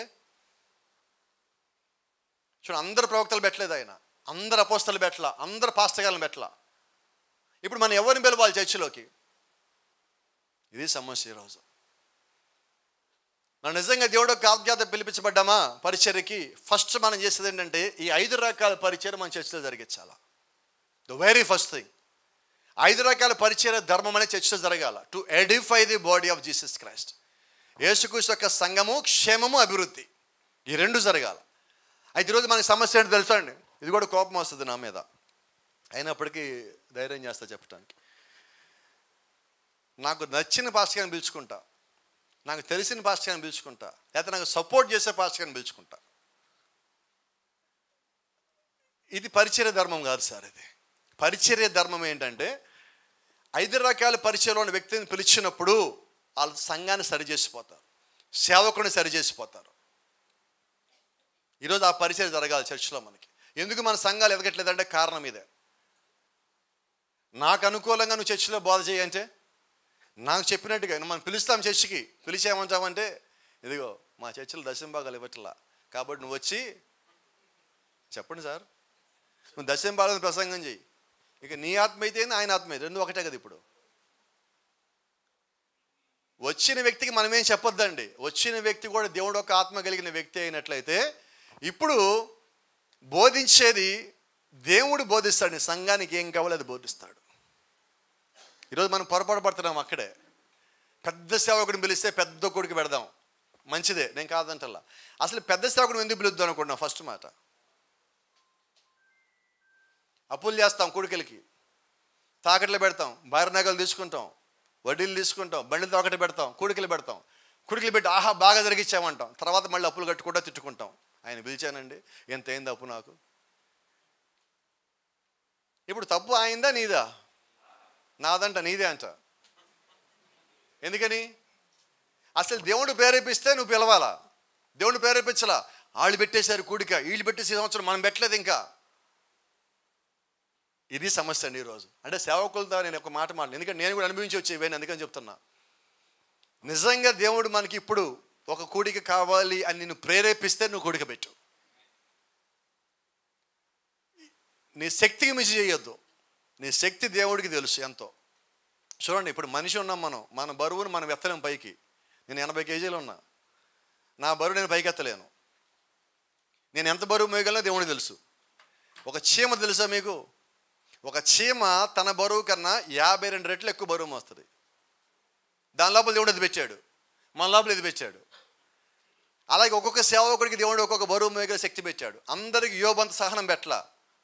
యోబుకున్న సహనం పేతురులో ఉందా అంటే లేదే లేదు. ఇక్కడ 0, అక్కడేమో 100. మరి ఇప్పుడు పేతురికి ఎంత కష్టం వచ్చింది? యేసుక్రీస్తు ఎవరు నీకు తెలుసా? నాకు తెలియదు అన్నాడు. అయిపోయింది అంతే. పేతురు అంతవరకు భరించగలడు. కానీ యోబు అలాగే ప్రతి సేవకుడు కూడా దేవుడు భరించగలిగే స్థితి ఒక పాయింట్ పెట్టాడు, ఒక సాచ్యురేషన్ పాయింట్ ఉంటుంది. దాన్ని దాటి నువ్వు భరించలేవు. అంతవరకు దేవుడు నీకు తోడుగా ఉంటాడు. మనం కొన్నిసార్లు దాటిపోతుంటాం. ప్రభువే ఉన్నాడుగా, ప్రభువే ఉన్నాడు కాదని. ఎక్కడో ఫ్రాన్స్లోనే ఎక్కడో ఒకటి చూస్తున్నా, దేవుడు నన్ను కాపాడుతాడని చెప్పి వాడు సింహాల గుహలో దూకాడు, చచ్చిపోయాడు. ఇప్పుడు తప్పేవాడిది దేవుడిదా దూకినోడిదా? సింహం నీ మీదకి వస్తే దేవుడు ఆపుతాడు, కానీ నీ అంతా నువ్వు పోయి దూకి నిన్నేంటో చూపించుకోవాలని కూడా దేవుడు కాపాడు. ఇప్పుడు ఈరోజు మన సమస్య జరుగుతుంది. ఆఫ్రికాలో ఒకసారి మొన్న రీసెంట్గానే ఒక బ్లాక్ మాంబాని పట్టుకొని పాస్టర్ గారు ప్రసంగం చేస్తారు, మంచి ఉద్యోగంగా పెందుకొస్తే పాస్టర్ గారు ఆ పావును పట్టుకొని చేత్తో అపోస్తలులకు దేవుడు ఇచ్చాడు ఈ మాట, విసర్పాలు మీరు ఎత్తిపెట్టుకుని మీకు ఏం కాదు, చర్చిలో ప్రసంగం చేస్తే ఈ మూల నుంచి ఆ మూలకు తిరుగుతున్నాడు. సంఘం అంతా ఉద్యోగం, గంతులేస్తారు, కేకలు, మంచి 20 వేలు జరుగుతూ ఉన్నది. అది ఇక్కడ కాటేసింది. ప్రసంగం చేస్తే నొరగలు ఎక్కి పడిపోయి హాస్పిటల్ తీసుకుపోయారు. ఇక్కడ దేవుడికి అవమానం ఏమీ లేదు, ఎందుకంటే దేవుడు అలా చేయమని చెప్పలా. కొన్నిసార్లు మనం అలా చేసేస్తున్నాం. అది సమస్య అంటున్నాను నేను. ఈరోజు నిజంగా దేవుడు గారు మనం పిలిస్తే ఆ వచ్చిన వ్యక్తి, ఉన్న వ్యక్తి ఒకే ఆత్మ కింద ఉన్న వ్యక్తి అయి ఉండాలి. ఇద్దరిలో ఒకే ఆత్మ ఉన్నప్పుడు, ఆ ఆత్మ దేవుడిది అయినప్పుడు నిశ్చయంగా మనం పడిపోయే వాళ్ళం అయి ఉండము. ఖచ్చితంగా పడిపోవడం మనం కట్టబడే వాళ్ళం అయి ఉంటాం. అయితే 5 రకాల పరిచయం ఎందుకు కావాలంటే, కొన్నిసార్లు మన జ్ఞానము మనం బోధించినప్పుడు తప్పిస్తుందండి. దేవుడి జ్ఞానము మనల్ని సరిపెడుతుంది, సరిదిద్దుతుంది, ఎత్తిపడుతుంది. ఏ మార్గంలోంచి మనం తొలగిపోయామో ఆ మార్గం వల్ల నడిపించడం కొరకు నిజమైన దేవుడు ఆత్మ కలిగిన సేవకులు మనకు కావాలి. ఇక్కడ ఒక మాటలో మేము చూపిస్తాను. మనకందరూ తెలిసిన వచనం ఇది, యెషయా గ్రంథంలో 28:16 ఉన్నది. అక్కడ పునాదిరాయి గురించి, సీఎం లేచిన పునాదిరాయి గురించి మాట్లాడుతూ ఉన్నది. అయితే వాస్తవంగా మనం అనుకుంటున్న ముఖ్యమైన మూలరాయి అని మాట్లాడుతున్నాం కదా, ఆ మూలరాయి చాలామందికి అది తెలియదండి ఎలా ఉన్నాడు. బోధించేస్తున్నాం, చెప్పేస్తున్నాం.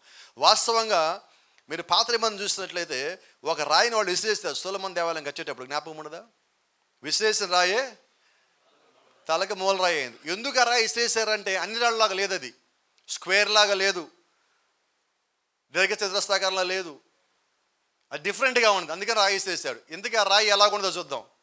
ఇది ఆ రాయి, ఇదిగో ఈ రాయి. అది చూస్తారు ఒకసారి. ఈ రాయి ఇది ఎలాగున్నది, దీనిలాగా లేదు, ఇదిగో దీనిలాగా లేదు, డిఫరెంట్గా ఉంది. అందుకని ఇది రాయే కాదని పడేశారు. కానీ దీని మీదే మొత్తం కట్టబడాలి. ఇది వాస్తవమైనది. ఈ రాయి కొంచెం జాగ్రత్తగా మనం చూసినట్లయితే దీనిలో ఇంకో సంగతి దాచిపెట్టబడి ఉన్నది. ఇది ఆ రాయి. దీన్ని ఇంకొంచెం లోతుగా మనం చూసినట్లయితే ఇదండి అసలు సంగతి. ఆ రాయిని పైన చూస్తే రెండేపులా కలిపే రాయి ఇది. యేసుక్రీస్తు ఎవరంటే పాత నిబంధన కొత్త నిబంధన మధ్యలో వారధి ఆయన. రెండు ఒకటే. పాత నిబంధన యెహోవాయే, కొత్త నిబంధన యేసుక్రీస్తు. ఎందుకంటే 10 ఆజ్ఞలు మనం చెప్పిన మాట ఒకటే, నేను తప్ప వేరొక దేవుడు మీకు ఉండకూడదు, నేను ఒక్కడనే దేవుడును. ఒక్కడే దేవుడు అయినప్పుడు ఆయనే మళ్ళా రావాలా, ఆయనే మరణించాలా, ఆయనే తిరిగి లేవాలా, ఆయనే ఆత్మగా రావాలా, ఆయనే సంఘాన్ని కట్టాలా, ఆయనే సంఘంలో ఉండాలా, ఆయనే సంఘంతో బోధించాలా. ఇక వేరే చేయడానికి వీల్లేదు. ఇప్పుడు లోతు గమనించినట్లయితే ఇది పునాది, ఇది మూలరాయి. ఈ మూలరాయికి సపోర్ట్ ఏమున్నది అంటే అపోస్తలుల బోధ, ప్రవక్తల బోధ. ఇదే కదా బైబిల్ చెప్పేది. మీరు అపోస్తలు ప్రవక్తలు వేసిన పునాది మీద కట్టబడ్డారు. క్రీస్తు యేసే ముఖ్యమైన మూలరాయి అయి ఉండగా అపోస్తలు ప్రవక్తలు వేసిన పునాది మీద మీరు కట్టబడి ఉన్నారు. అంటే ఈరోజు మనం ఏం బోధించినా, ఎంత గొప్ప జ్ఞాని మనకి బోధించినా దీని లోపల సరిపోవాలా. నేను నమ్మే మాట చెప్తాను, దీని లోపల సరిపోవాలా. దీని లోపల సరిపోయిందా అది ఎవరు చెప్పారా, సీనియరా జూనియరా కదా మనం నమ్మాలా. దాని లోపల సరిపోలేదా, పెద్దోడు చెప్పాడు చిన్నోడు చెప్పి నాకు అనవసరం. దీని లోపల సరిపోలేదు కాబట్టి నువ్వు చెప్పింది నాకు వద్దు. ఈరోజు మనకు కావాల్సింది అదే. ఇంకో జాగ్రత్త గమనించినట్లయితే ఈ రాళ్ళు మొత్తం ఆధారపడింది దీని మీద. దీన్ని మనం కీ స్టోన్ అంటాము. అది యేసుక్రీస్తు. అది మొత్తం ఆయన మీద కట్టబడి ఉన్నది. మొత్తం ఆధారం అంతా ఆయనే. ఒకసారి నన్ను హిందువుల నుంచి బయటకు వచ్చినప్పుడు ఒక వ్యక్తిని పిలిచి రోడ్డు మీద బండి ఆపుతూ వెళ్తుంటే ఆపి బైబిల్ గురించి నాకు చెప్పన్నాడు. సరే నేను బండి ఆపి స్టాండ్ వేసి దిగిపోతాడు, వద్దొద్దు అని అతను బండి స్టార్ట్ చేసి నాకు 3 మాటలు చెప్పమన్నాడు బైబిల్. ఎట్లా చెప్పాలి 3 మాటల బైబిల్? రోజుకు ఒక అధ్యాయం చదివితే 4 ఏళ్ళు పట్టుద్ది, 4 అధ్యాయాలు చదివితే 1 సంవత్సరం పట్టుద్ది. 3 మాటలు ఎలా చెప్పాలి బైబిల్? సరే చెప్తానన్న. యేసుక్రీస్తు వస్తాడు, వచ్చాడు, మళ్ళీ వస్తాడు, అయిపోయింది బైబిల్. పాత నిబంధన అంతా వస్తాడని చెప్తుంది, అపోస్తలు మొత్తం వచ్చాడని చెప్పారు. ఇప్పుడు మనం మళ్ళా వస్తాడని చెప్తున్నాం. అదే బైబిల్. మరి పాత నిబంధన ఏం చెప్పిందో కొత్త నిబంధన చెప్పింది, మనం అదే చెప్పాలి. ఆ రెండు కలిపి ఇప్పుడు మనం చెప్పాలి. అసలు అపోస్తలు ఎందుకు చంపారంటే ఒక సాక్ష్యం ఉన్నది అక్కడ. ఏసే క్రీస్తుని ప్రకటించరి, వాళ్ళు యేసుక్రీస్తుని ప్రకటించాల. మీరు సిలువేసిన ఏసే, మనం ఎదురు చూస్తే క్రీస్తు, అందుకని వాళ్ళని చంపారు. ఈరోజు మనం చెప్పాల్సింది అదే కదా. వాళ్ళు ఏం చెప్పారో మనం అదే చెప్పాలండి. మన దగ్గర వేరే బోధ ఇంకేది లేదు. అయితే గమనించండి, దేవుడు చర్చి కడుతున్నప్పుడు అదే సమయంలో అపవాది కూడా చర్చి కడతాడు. ఏబేలు చర్చి కట్టినప్పుడు పక్కనే కయీను చర్చి కట్టాడు. మేడగదిలో ఒక చర్చి బిగినప్పుడు అదే సమయంలో భూమి మీద ఇంకో చర్చి బిగినది కొంచెం కాలం తర్వాత. ఇప్పుడు భూమి మీద అందరూ పిలుస్తారు ఒక చర్చిని, తల్లి సంఘం అని పిలుస్తారు. జ్ఞాపకం ఉంది అనుకుంటాం, మీకు ఐడియా ఉందా మీకు ఎవరికన్నా? ఏ చర్చి సార్ అది? వినపడలేదు ఎక్కడన్నా? ఏంటి సార్ తల్లి సంఘం అంటే? బైబిల్లో తల్లి సంఘాలు ఎక్కడ లేవండి. ఎందుకంటే మనమందరం స్త్రీ సంతానం కాదు, పురుష సంతానం. ఆదాము నుంచి అవ్వ వచ్చింది, అవ్వ నుంచి అందరం వచ్చాం. ఫస్ట్ ఆదాము, ఆదాము నుంచి అవ్వ, అవ్వ నుంచి అందరం వచ్చాం. అంటే ఆదాము ఎక్కడి నుంచి వచ్చింది? దేవుడి నుంచి. ఆదాము నుంచి అవ్వ, అవ్వ నుంచి మనం. అంటే అవ్వకి ఎక్కడ ప్రారంభం అంటే నాకు ఆదాము ప్రారంభం అంటది. ఇప్పుడు స్త్రీ నుంచి వచ్చాం, పురుషుడి నుంచి వచ్చాము, అంతేనా? మీరు గమనించండి, దేవుడు ఎక్కడ కూడా అపోస్తలునే పెట్టున్నాడు. పరిచర్య దేవుడు వాళ్ళకి అప్పగిస్తున్నాడు. బైబిల్ చెప్తే యూదాపత్రిక అంటుంది, ఒక్కసారే అపోస్తలులకు ఒక్కసారి అప్పగించబడిన బోధ నిమిత్తము ఒక్కసారి దేవుడు బోధ ఇచ్చాడు. ఒక్కొక్కరికి ఒక్కసారి వాళ్ళు అందరు కల్పించేది ఒకటే బోధ. అది ఈరోజు భూమి మీద ఏం బోధ జరుగుతూ ఉందంటే యేసుక్రీస్తు దేవుడు కాదని ఒక బోధ కూడా ఉన్నది. ఆస్ట్రేలియాలో ఒక చర్చ్ ఉన్నది. ఏం చర్చ్ అంటే అది సాతానికి ఒక చర్చ్ ఉంది అక్కడ. మన గుంటూరు నుంచే ఒక సిస్టర్స్ బ్రదర్స్ ఎవరు ఇక్కడి నుంచి వెళ్ళినప్పుడు వాళ్ళు ఆదివారం లేట్ అవుతుందని చెప్పి దగ్గరలో ఉన్న చర్చ్ ఉండి గబాబు పరిగెత్తుకుని లోపలికి వెళ్ళిపోయి బలిపడిన దగ్గరికి వెళ్ళిపోయి మోకాళ్ళు వెళ్ళి ప్రార్థన చేసుకున్నాక లేచి చూస్తే మొత్తం అంతా నల్ల డ్రెస్ వేసుకుని ఉన్నారు అందరు. వాళ్ళు చూస్తే సాతాను విగ్రహం ఉన్నది. వాళ్ళు పరిగెత్తుకుండా బయటకు వచ్చి మొత్తానికి ఇక్కడ సంపాదించి నాకు ఫోన్ చేశారు. అంటే అక్కడ ఉన్న తెలిసిన వాళ్ళు పంపిస్తామని ఫోన్ చేసి, ఏమ్మా చర్చికి వెళ్ళారు, ఇలా వెళ్ళినట్టు తెలిసిందంటే, ఏం భాస్కర్ చర్చికి వెళ్ళాం, సాతాను వారు ఇక్కడ ఆరాధిస్తారంట, మాకేం తెలిసి చర్చ్ అండి వెళ్ళిపోయామన్నారు. అంటే సాతాను కూడా భూమి మీద గుళ్ళు ఉన్నాయి. పూర్తిగా సాతాను విగ్రహాన్ని పెట్టి ఆరాధన చేసేవాళ్ళు. అది ఇప్పుడు మనం మాట్లాడుకునేది ఏంటంటే దేవుడు మొట్టమొదటి చర్చిని కట్టినది మేడగదిలో. The first church was inaugurated by Holy Spirit. మొట్టమొదటి చర్చిని ప్రారంభించినది, దేవుడు కట్టిన చర్చిని ప్రారంభించింది పరిశుద్ధాత్ముడు. ఆయనే లోపలికి వచ్చి ఆ చర్చిని బిగిన్ చేశాడు. అయితే ఆశ్చర్యం ఏంటంటే చర్చిని బిగిన్ చేసిన తర్వాత ఆయన గదిలో లేడు, బయటకు వచ్చేసాడు. అందుకని యేసుక్రీస్తు చెప్పాడు, ఏ 2-3 నా నామంలో కూడు నేను వారి మధ్యలో ఉంటాను. మన రోడ్డు మీద కూడుకుంటే ఆయన అక్కడే ఉంటాడు, ఇంట్లో కూడుకుంటే ఇంట్లో ఉంటాడు. ఆయన గోడల మధ్యలో లేడు, ఆయన మన లోపలికి రావడానికి సిద్ధంగా ఉన్నాడు. ఈరోజు మనము దాని లోపలికి విశ్వాసం తీసుకొచ్చేదై ఉండాలి. ఇప్పుడు చిన్న మాట నేను ముగిస్తున్నాను. భూమి మీద ఇంకొక చర్చ్ ఉన్నది. ఇది పూర్తిగా వాక్య వ్యతిరేకమైన చర్చి. అయితే ఇది భూమి మీద ఎక్కువ చర్చిలు వాళ్ళయ్యే ఉన్నది. ఇప్పుడు ఇదేమంటారంటే ఫస్ట్ చర్చ్ మాదే అంటారు. నిజమేనండి. ఏబేల్ చర్చి కట్టాడు, కయీను చర్చి కట్టాడు. కయీను కూడా అంటాడు ఫస్ట్ చర్చ్ మాదే అంటాడు. గమనించండి. అయితే ఇక్కడ గమనించినట్లయితే మీరు ఒక చిన్న సంగతి మీకు జ్ఞాపకం చేస్తా. మనకందరికీ తెలుసు పోపు అని ఒక వ్యక్తి ఉంటాడు. మీకు అందరికీ తెలుసు అనుకుంటా. పోపు తల మీద ఒక కిరీటం ఉంటుంది, జ్ఞాపకం ఉందనుకుంటా మీకు అందరికి. ఆ కిరీటం మీద ఒక మాట రాసి ఉంటుంది, జ్ఞాపకం ఉందా మీకు? కిరీటం మీద ఒక మాట రాసుంటుంది, వికారస్ ఫిలిడై, వికారస్ ఫిలిడై అని రాసుంటుంది. ఎందుకని ఈ మాట చెప్తా ఉన్నానంటే, నిజమైన చర్చి గురించి చెప్పినప్పుడు అబద్ధపు చర్చి కూడా మనకు తెలియాల. నిజాన్ని నీకు తెలిసినప్పుడు అబద్ధాన్ని గుర్తించగలుగుతావు. ఇప్పుడు నా దగ్గర ఒరిజినల్ 500 రూపాయల నోటు ఉన్నది, ఇది ఒరిజినల్లో కాదా మనం ఎలా చెప్పాలా? దానికి కొన్ని గుర్తులు ఉన్నాయి. ఏంటి ఆ గుర్తులు? లోపల ఒక పక్కన 3 సింహాల బొమ్మ ఉండాలా, గాంధీ బొమ్మ ఉండాలా, ఒక వెండి తీగ ఉండాలా, దానికి ఏవో కొన్ని గుర్తులు ఉన్నాయి, ఆర్బీఐ గవర్నర్ సంతకం ఉండి ఇవన్నీ ఉండాలి. మరి దొంగ నోటికి, దొంగను ఎలా గుర్తుపట్టాలా? నీకు ఒరిజినల్ తెలిస్తే దొంగ నోటి గుర్తుపడతావు, ఒరిజినల్ తెలియకపోతే ఎప్పుడు గుర్తుపట్టలేము. ఈరోజు మనకి ఒరిజినల్ తెలియాలి. ముందు అసలు బైబిల్లో దేవుడు రాశాడు తెలిస్తే అప్పుడు మనం డూప్లికేట్ గుర్తుపెట్టగలం ఈజీగా. సమస్య అక్కడ వచ్చింది. ఎందుకని ఈ మాట చెప్పానంటే, ఈయనేమంటాడో తెలుసా? మీరు గమనించండి, ఎన్నేళ్ళు గడిచినా మరియం ఎప్పుడు యేసుక్రీస్తు ఎత్తుకునే ఉంటుంది.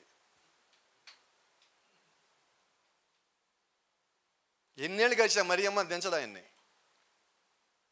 మరియమ్మ తప్పేం లేదు, అసలు మరియమ్మ గురించి మనం మాట్లాడాల, అలా చేసిన గురించి మనం మాట్లాడుతున్నాం. నేను చిన్న సంగతి మీకు జ్ఞాపకం చేస్తాను. బైబిల్లోనే ఒకసారి యేసుక్రీస్తు ప్రసంగం చేస్తూ ఉన్నప్పుడు అక్కడ స్త్రీలో ఒక ఆమె పైకి లేచారు, లూకా సువార్తలో అనుకుంటా, పెద్దగా లేచి కేకలు పెడతా, అయ్యా నిన్ను ఏ తల్లికి అన్నదో, ఏ తల్లి నీకు గర్భంలో ఉన్నావో, ఏ తల్లికి పాలిచ్చి పెంచిందో ఆమె ధన్యురాలని కేకలు పెడుతుంది. ఆయన నో అని చెప్పలా.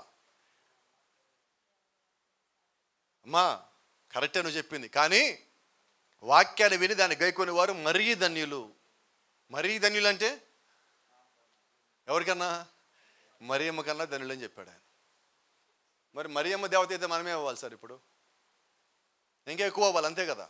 మరియమ్మ తప్పేమీ లేదండి. ఇలా తయారు చేసిన గురించి నేను మాట్లాడుతున్నాను. అంటే ఎలాగా చర్చిని బైపాస్ చేస్తారో కొద్దిసేపు మాట్లాడుకొని మనం ముగించుకునేది. దేవుడు ఒక పక్కన ఆత్మతో చర్చి కట్టుకుంటా పోతుంటే వీళ్ళు విగ్రహాలతో చర్చి కడుతున్నారు. దేవుడికి విగ్రహానికి పడదు, వీళ్ళు విగ్రహానికి మొక్కమంటాడు. దేవుడి విగ్రహాన్ని మొక్కితే నువ్వు క్రైస్తవుడు కాదన్నాడు. ఇప్పుడు నేను విగ్రహానికి మొక్కలా? మొక్కలేను, ఎందుకంటే నాకు పోపు కాదు ముఖ్యం, ప్రభువైన యేసుక్రీస్తు ముఖ్యం ఖచ్చితంగా. ఇప్పుడు ఆయన కిరీటం మీద ఏం రాసి ఉంది? వికారస్ ఫిలిడై. ఇప్పుడు వికారస్ ఫిలిడై అంటే ఎంతమంది తెలుసు మీకు? ఈ టోటల్ ఉంటుంది, ఆ వికారస్ ఫిలిడై అనే టోటల్ కానీ మీరు చూసినట్లయితే లాటిన్లో ఉంటుంది. అది రాసి దాని అంకిల్ని సంఖ్యల్లోకి కానీ మార్చి మొత్తం కానీ కూడితే 666 నెంబర్ వస్తుంది.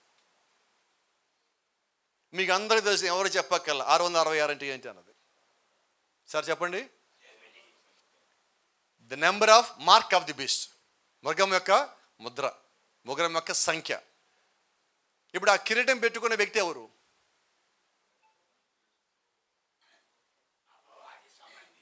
వికారస్ ఫిలిడై అంటే దేవుడి కుమారుని బదులుగా నన్ను ఆరాధన చేయండి అంటున్నాడు. కరెక్ట్గా మాట్లాడితే ఎవరు? యాంటీ క్రైస్ట్, క్రీస్తు విరోధి. ఇప్పుడు ఆయన ఏం కలిగి నేరుగా చెప్తున్నాడు, యేసుక్రీస్తుని కాదు నన్ను ఆరాధన చేయండి అంటున్నాడు. మరి ఎన్ని చర్చలు ఉన్నాయి? ఆ చర్చలు ఎక్కువ ఉన్నాయా, మన చర్చలు ఎక్కువ ఉన్నాయి అంటే అయ్యే ఎక్కువ ఉన్నాయి ప్రపంచం మొత్తంలో. ఇప్పుడు అపవాది బలం ఎక్కువ, మన బలం ఎక్కువ. దీనికి ఉదాహరణ కూడా ఉంది బైబిల్లో. యేసుక్రీస్తుని మత్తయి సువార్త 4వ అధ్యాయంలో అపవాది యేసుక్రీస్తు ఎత్తని కొండ మీద తీసుకెళ్ళి కూర్చోబెట్టి ఒక మాట అన్నాడు, కిందకు చూడన్నాడు. చూశాడు, ఇది మొత్తం నాదే, నా కాళ్ళకి మొక్కితే నీకు ఇస్తానంటున్నాడు. పోపు దగ్గరికి పోతే ఎవరన్నా ఏం చేయాలా? మోకాళ్ళ నడిచిపోయి ఆయన దగ్గరికి వెళ్ళి కాళ్ళకి మొక్కి చేతులు ముద్దు పెట్టుకొని రావాలా. కొండ మీద ఏమడిగాడు? ఇక్కడ ఏం చేస్తున్నాడు? అపోస్తలుని పౌలు చెప్పాడు, హే ఏమైంది రావాలి, అది ఆల్రెడీ వచ్చే ఉంది అన్నాడు. అది వచ్చే ఉంది అంటున్నాడు పౌలు గారు. కాబట్టి మనం చాలా జాగ్రత్తగా అడుగులు ముందుకేయాలని ఒక సేవకుడిగా.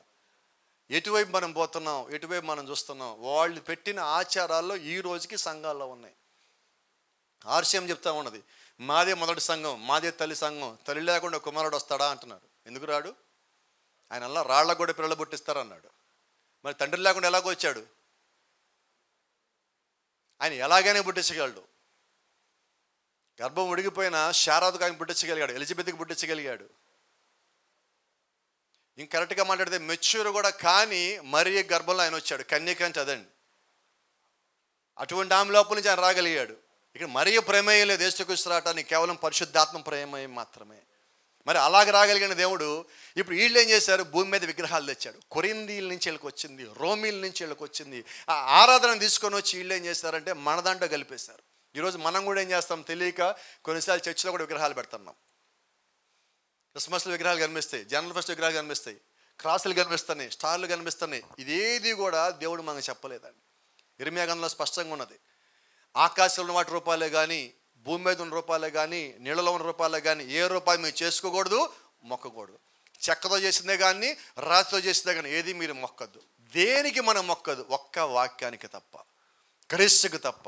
ఇక దేనికి మనం లోబడ్డా దీనికి కాక అది అపవాది యొక్క క్రియలే. ఈరోజు దేవుడు మనల్ని ఎందుకు ఇటు పక్కగా తిప్పుతున్నాడంటే, చూడండి, మనము దాన్ని విభేదించి బయటకు వచ్చిన వాళ్ళం. ఈరోజుకి ఆశయం వాళ్ళు అంటారు మీ బైబిల్ కరెక్ట్ కాదు, మాదే కరెక్ట్ అంటారు. 80 పుస్తకాలు ఉన్నాయి అక్కడ, మనం 66. మన ప్రొటెస్టెంట్లు ఎందుకన్నా దాని నుంచి మనం వేరుపడి అది నిజమైంది కాదని బయటకు వచ్చాం. వాళ్ళు ఏమంటారు? ముందు మా బైబిల్ అంటారు. ముందు మీది కాదు, రాసింది దేవుడు, అది మాత్రమే ఫైనల్.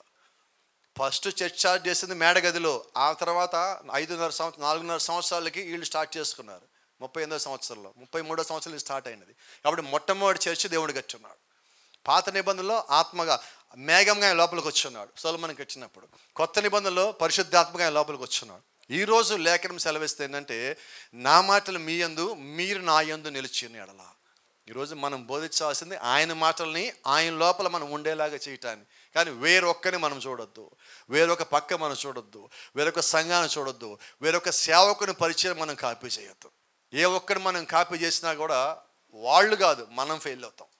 అప్పుడు మనం ఫెయిల్ అయ్యే పరిచయం మనం చేయడానికి దేవుడు మనం పంపాలా. ఆయన పరిచయం ముందు పెట్టుకొని మనం చేస్తుంటే మనకి ఏ సమయానికి ఏ జ్ఞానం కావాలో దేవుడు ఆ జ్ఞానం ఇచ్చి ఆయనే సంఘాన్ని ముందుకు నడిపించుకుంటూ ఉంటాడు. God bless you. దేవుడు మిమ్మల్ని దీవించును గాక. Thank you for this opportunity. God bless you.